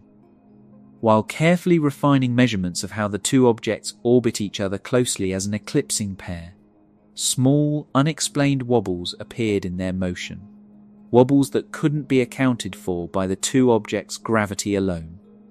After testing every plausible explanation, only one scenario fit the data cleanly. The presence of a third body, a planet, and not one orbiting in the same flat plane as its two host bodies, the way nearly every other planet found around a binary star system before it had. This planet was orbiting nearly perpendicular to its two host stars, tracing a steep polar path around the pair rather than the flat, in plane orbit astronomers had come to expect from every previous example.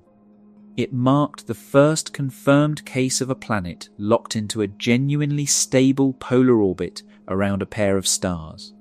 Proof that a configuration researchers had floated as theoretically possible for years, actually plays out somewhere in nature and not just on paper. The discovery came as a considerable surprise, even to the astronomers involved. The observations that revealed it were never designed to search for anything of the kind. The planet's existence only became apparent as an unavoidable conclusion once every simpler explanation had been carefully ruled out, one after another, until only the strangest option remained standing. What makes this discovery so striking is that it represents a real, observed example of exactly the kind of up this entire exploration has been showing is so difficult to reach within our own solar system. Somewhere else in the galaxy, an entire planet is doing, permanently and stably, the very thing that has cost humanity's space program the most. More energy, more mission planning, more borrowed gravity than almost anything else ever attempted. It's quietly orbiting its two host stars from directly above and below their shared plane, rather than riding alongside it the way nearly every other known planet does. It's a reminder that the physics making a polar path so expensive to reach from within our own solar system doesn't forbid such paths from existing at all. It simply means that reaching one, starting from deep inside a flat, already spinning disk the way this planet is, takes an extraordinary amount of borrowed energy. A planet forming under different circumstances in a different kind of system entirely might never have needed to spend that energy in the first place. There's a smaller, closer to home example of planetary paths bending away from the ordinary plane, one that shows just how rare and hard-won even a modest departure from flatness really is, even for our most celebrated missions. One famous grand tour of the outer solar system visiting all 4 giant planets across a single decade-long journey was made possible only by an alignment of those 4 planets that occurs once every century and a half or so, positioned in such a way that a single spacecraft could use each one's gravity to bend its path onward to the next, gaining speed and adjusting direction with each flyby, rather than needing separate rockets and separate launches for each destination. Even that extraordinary, once-in-a-lifetime alignment kept the spacecraft relatively close to the ecliptic plane throughout its entire outer solar system tour. Each gravity assist nudged its trajectory sideways and outward far more than it ever nudged it up or down. Taken together, all of this builds toward the same underlying lesson, viewed from a dozen different angles. The physics of the flattened disk, the razor-thin margin by which one spacecraft managed its climb over the sun's poles. Another mission's patient, incremental version of the same feat. A third mission's mirror image challenge of falling inward rather than climbing outward. And now, a planet somewhere else in the galaxy quietly living out the polar orbit our own missions have found so punishingly difficult to reach. Up was never a simple, universal direction waiting out there to be flown toward. It's a direction defined entirely by whatever gravity, whatever rotation, whatever inherited motion happens to dominate the particular patch of space you're standing in, falling through or orbiting around at any given moment. Change the scale and the direction changes with it, sometimes gently, sometimes so completely that the up you knew a moment ago stops meaning anything at all in the new context you've entered. Something here might seem to contradict everything covered so far. At a smaller scale, going up is actually something done routinely, without any of the drama attached to leaving the ecliptic plane.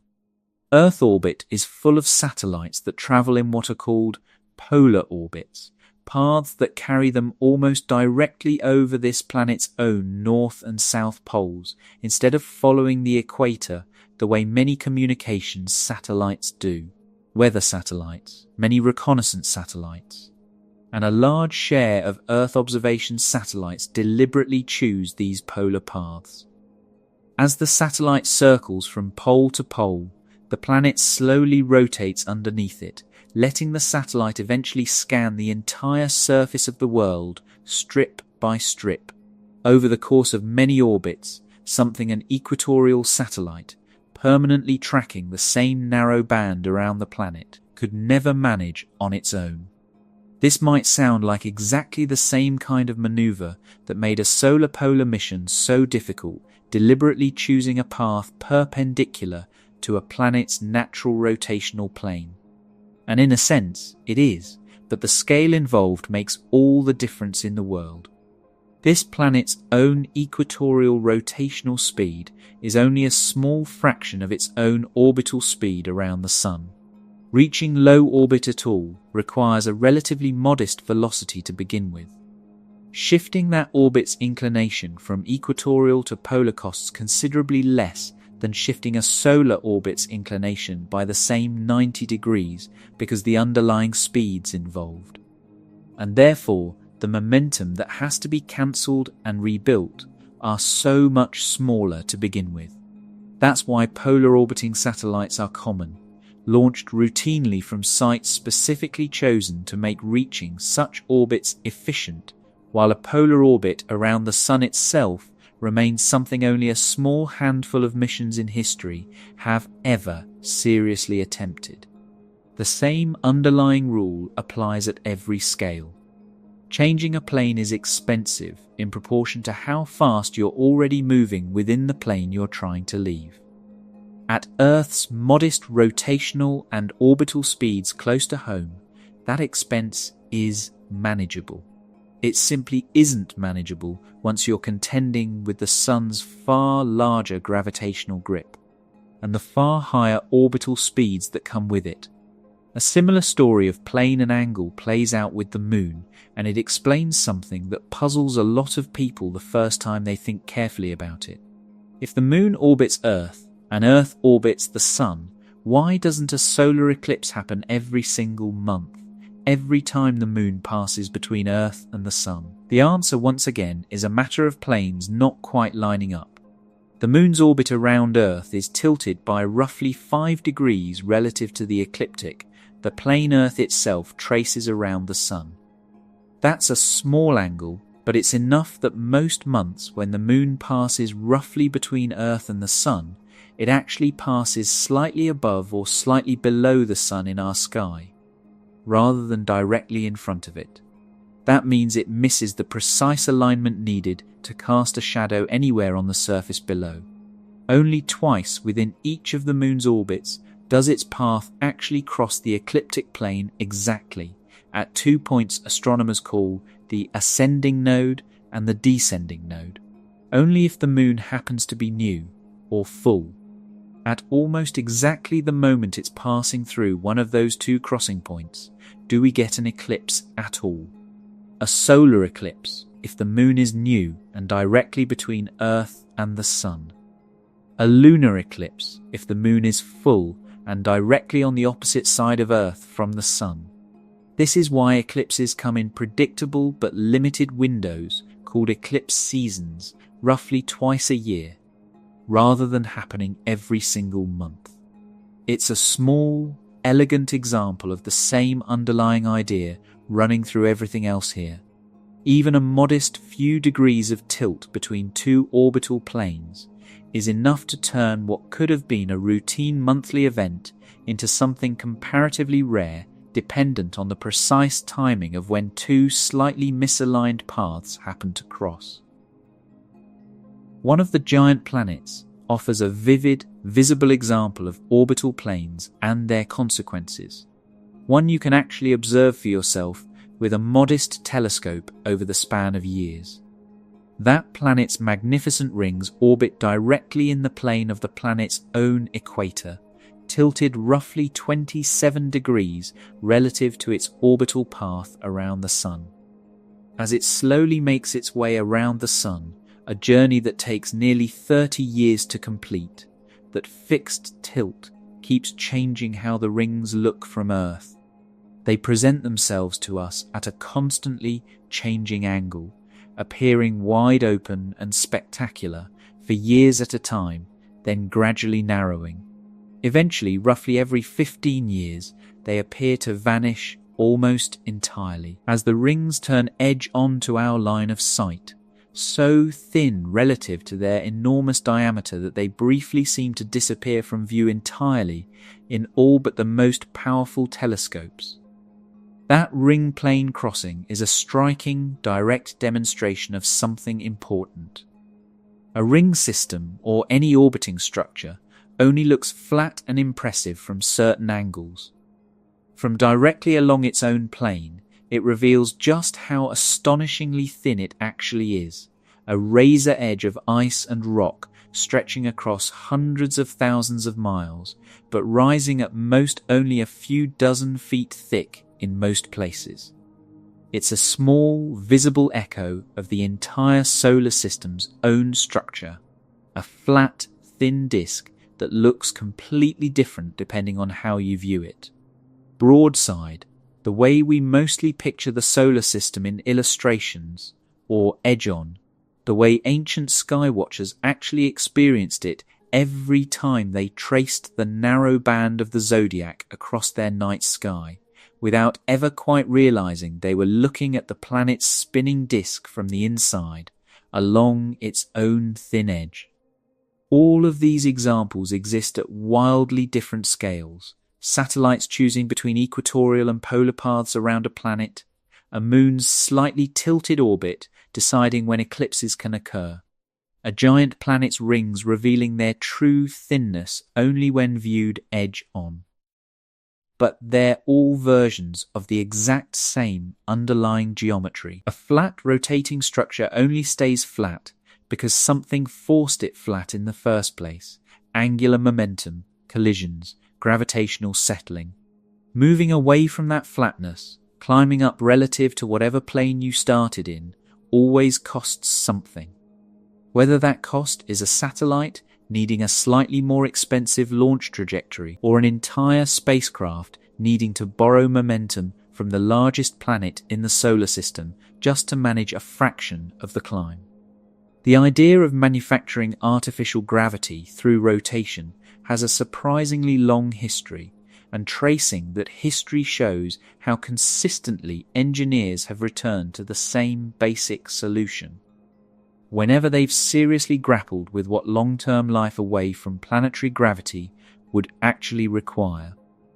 In the early 20th century, one of the earliest detailed proposals for a rotating space station came from a European engineer who described a wheel-shaped station spinning slowly enough to generate a comfortable sense of weight along its outer rim, an idea that was almost entirely theoretical at the time, decades before any nation had the rocketry needed to put anything into orbit at all. The concept resurfaced prominently a few decades later when a well-known rocket engineer working on early conceptual designs for space exploration popularized a similar wheel-shaped rotating station in a series of widely read magazine articles and television programs. He imagined a station spinning to produce a sense of gravity for a crew intended to use it as a staging point for future missions beyond Earth orbit. That wheel-shaped silhouette became so culturally embedded that it went on to appear in science fiction for decades afterward, shaping public imagination about what space stations would eventually look like.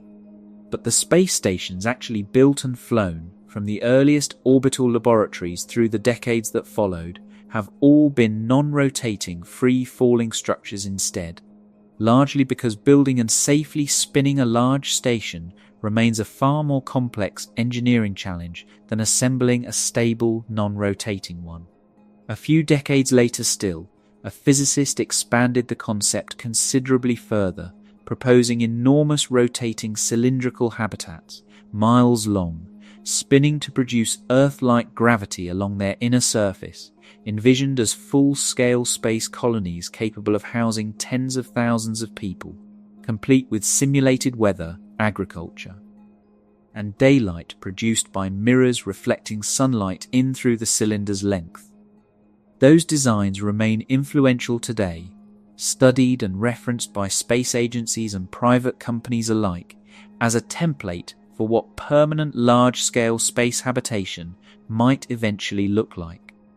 Nothing built at that scale has ever left the drawing board, though, not because of the physics, which is reasonably well understood, but because of the sheer scale of material and construction such structures would require, likely drawing on resources mined directly from the moon or from asteroids, rather than launched at great expense from a planet's own surface.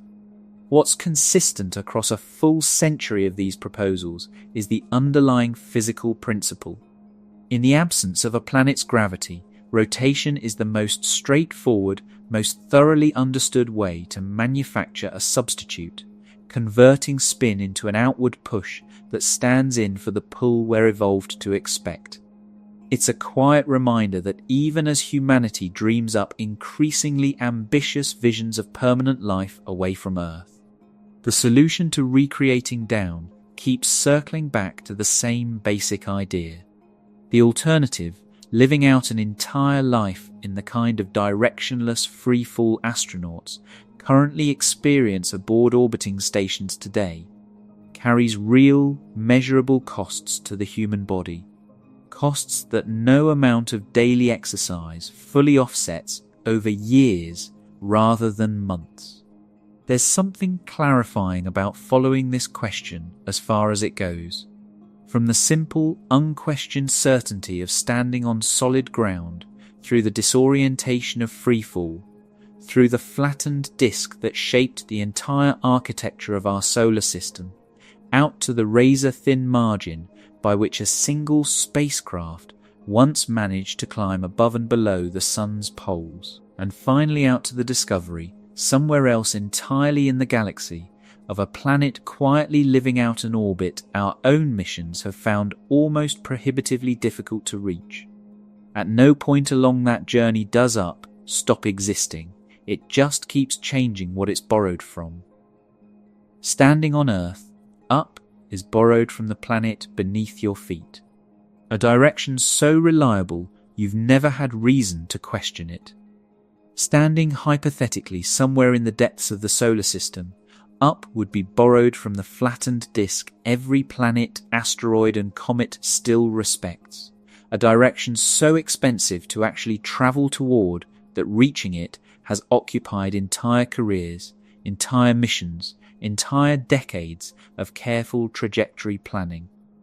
And standing hypothetically again, somewhere near a pair of distant brown dwarfs many light years away, on the surface of a planet quietly orbiting them from above, up and down might mean something else again entirely, a direction so different from our own solar system's version of flat that it took astronomers completely by surprise the moment they finally found unmistakable evidence for it.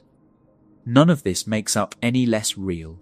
If anything, it makes the version of Up you rely on every single day feel more remarkable, not less, once you understand how much it actually depends on, how many billions of years of cosmic history had to unfold in exactly the right sequence. A cloud collapsing, a disk flattening, a planet condensing in exactly the right place, a moon forming to stabilize that planet's tilt. All of it, just for the simple, reliable sense of Up you feel standing in your own home tonight to exist at all. It's not a universal fact handed down by the structure of space itself. It's a local gift produced by the specific arrangement of matter and motion happening to surround you right now. Valid for exactly as long as you remain within its reach, utterly different from the version of Up waiting just beyond it, in every direction, at every scale, all the way out to the edge of what we've managed to observe. There's one last piece of evidence for the solar system's flatness that you can actually see with your own eyes, without a telescope, a spacecraft, or a single equation if you know when and where to look. It's called zodiacal light, a faint, softly glowing band visible just after sunset or just before sunrise, under dark skies far from city lights. It stretches upward from the horizon along the same narrow band ancient skywatchers once traced across the zodiac. That glow isn't starlight, and it isn't light from the sun scattering through the atmosphere the way a sunset is. It's sunlight reflecting off countless tiny particles of interplanetary dust, the leftover debris of collisions between asteroids, and the slow disintegration of comets as they pass near the sun. That dust is spread thinly across the entire inner solar system, but concentrated most densely exactly where you'd expect, within the same flat plane every planet orbits in. Because that dust is so thoroughly confined to the ecliptic, the reflected sunlight it produces appears in the sky as a narrow, tilted band. Rather than a general haze spread evenly overhead, a direct visible echo of the same disk-shaped structure responsible for planetary orbits, asteroid orbits, and the very reason climbing straight out of that structure costs more energy than leaving the solar system outward along it. Some cultures historically referred to this glow as a false dawn, a soft light appearing before actual sunrise, easily mistaken for the first hint of morning by anyone unfamiliar with it. It was only well studied and correctly explained as sunlight scattered by interplanetary dust starting in the 19th and 20th centuries, once astronomers had the tools to separate it clearly from other sources of faint night sky glow. Standing under a genuinely dark sky, watching that pale, tilted column of light rise from the horizon, you're looking directly along the plane of the solar system itself. You're tracing, with your own eyes, the exact flattened structure this entire exploration has been circling around from the very beginning. The same structure that makes going sideways, outward, planet to planet, so much more achievable than going straight up. The same structure that turned one single mission, climbing briefly above and below it decades ago, into one of the more remarkable feats in the entire history of spaceflight. It's a small, quiet, entirely visible reminder that the flatness of the solar system isn't an abstract idea confined to diagrams and orbital mechanics textbooks. It's sitting right there in the sky, faint but real, every single clear night for anyone patient enough and far enough from artificial light to actually look for it. There's a small, almost poetic detail that captures just how unfamiliar the solar system's own version of Up really is, especially compared to the version of Up we've built centuries of navigation and storytelling around. Nearly everyone has heard of the North Star, sitting almost exactly above Earth's North Pole, along the extension of Earth's own rotational axis. That's why it appears to stay nearly fixed in the sky, while every other star wheels slowly around it over the course of a night. It earned its fame honestly, used for navigation for centuries. Precisely because Earth's axis happens to currently point toward a reasonably bright, easy-to-identify star. That's a fortunate coincidence of timing. Earth's axis actually wobbles slowly over a cycle of roughly 26,000 years. This star hasn't always held that position and won't hold it forever either. The true up of the solar system's own disk, rather than Earth's daily spin, enjoys no such convenient marker. Sitting quietly within a faint, unremarkable constellation, that point in the sky isn't marked by any bright, easily recognized star at all. Nothing a sailor could have steered by, nothing that made its way into ancient mythology as a fixed point of reference, the way the North Star did. It's a direction defined purely by calculation, by careful geometry, rather than by any convenient beacon happening to sit there. In a way, that absence says as much about how unfamiliar the solar system's true Up really is as anything else covered tonight.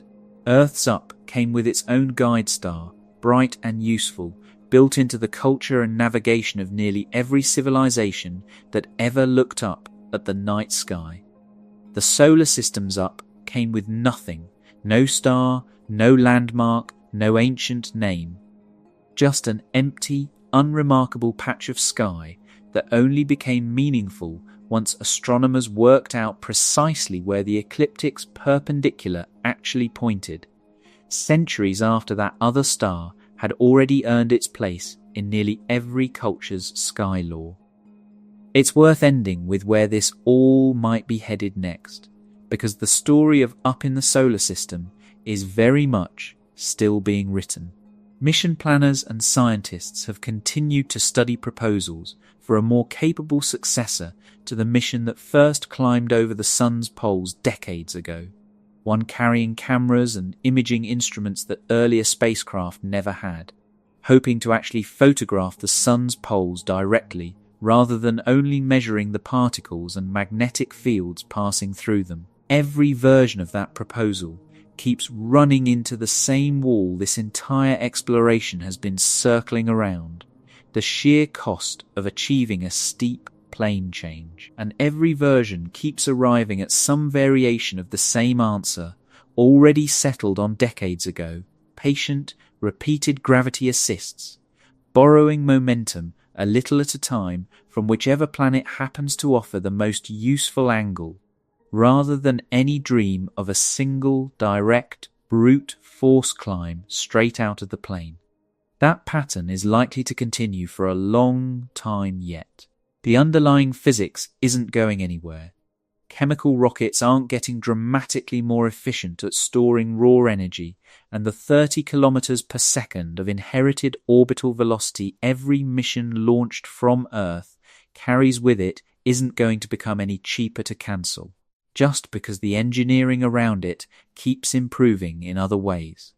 What will most likely change gradually is the efficiency of low-thrust propulsion, electric engines refined further, solar sails maturing into something more than an experimental technology, each one chipping away a little more cheaply at the enormous cost of a serious plane change, the same way ion engines already made certain missions possible in ways chemical rockets alone never could have. Managed on the same budget.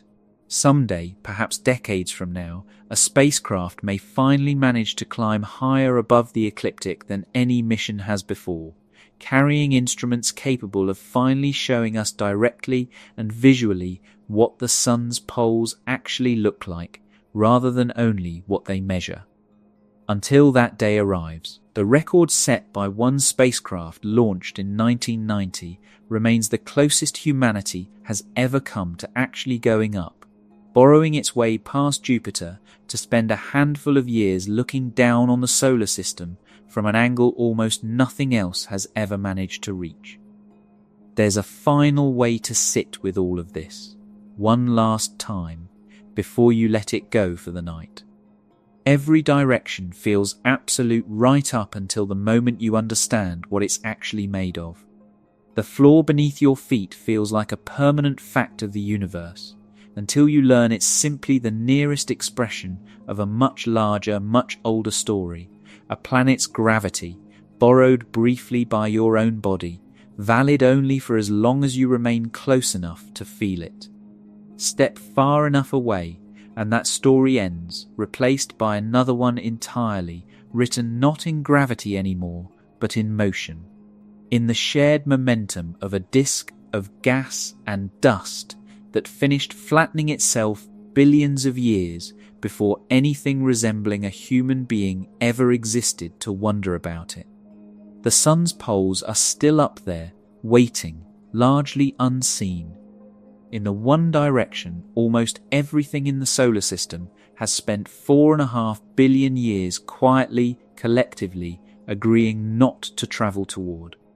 Not because anything is stopping it, only because everything, every planet, every asteroid, every spacecraft ever launched inherited the same flat, spinning motion at the very beginning and has never once had enough energy to fully let it go.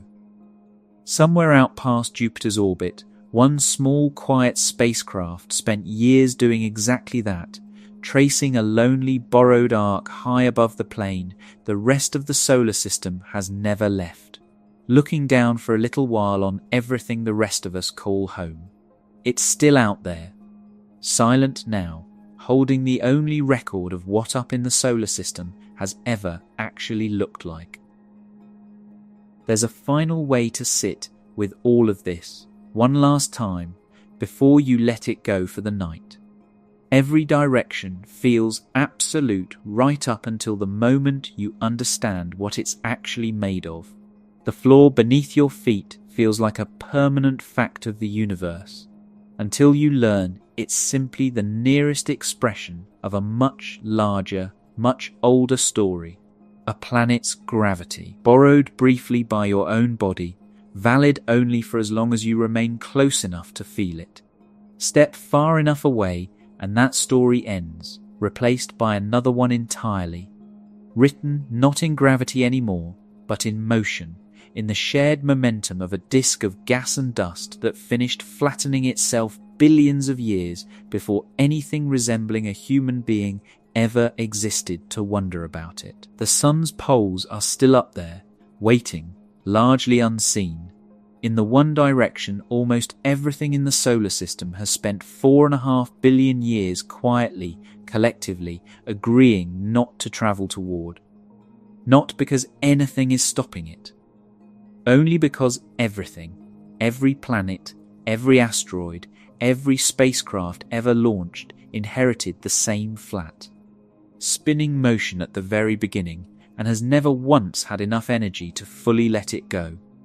Somewhere out past Jupiter's orbit, one small quiet spacecraft spent years doing exactly that, tracing a lonely, borrowed arc high above the plane the rest of the solar system has never left, looking down for a little while on everything the rest of us call home. It's still out there, silent now, holding the only record of what up in the solar system has ever actually looked like.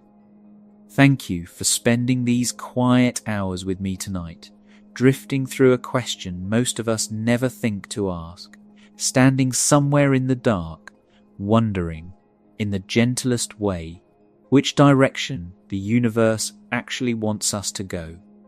If this journey gave you something to carry into sleep, a little more wonder, a little more patience with the vast, careful physics holding everything in place, consider leaving the video a like, and if you're new here, settling in for good by subscribing.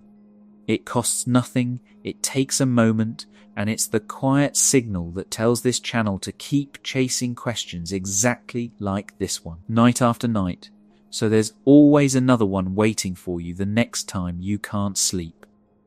Rest well. Let the disk keep spinning without you tonight. Somewhere above it and somewhere below it, the sun's poles are still turning slowly in the dark, patient, unhurried, waiting for whatever comes next. Good night.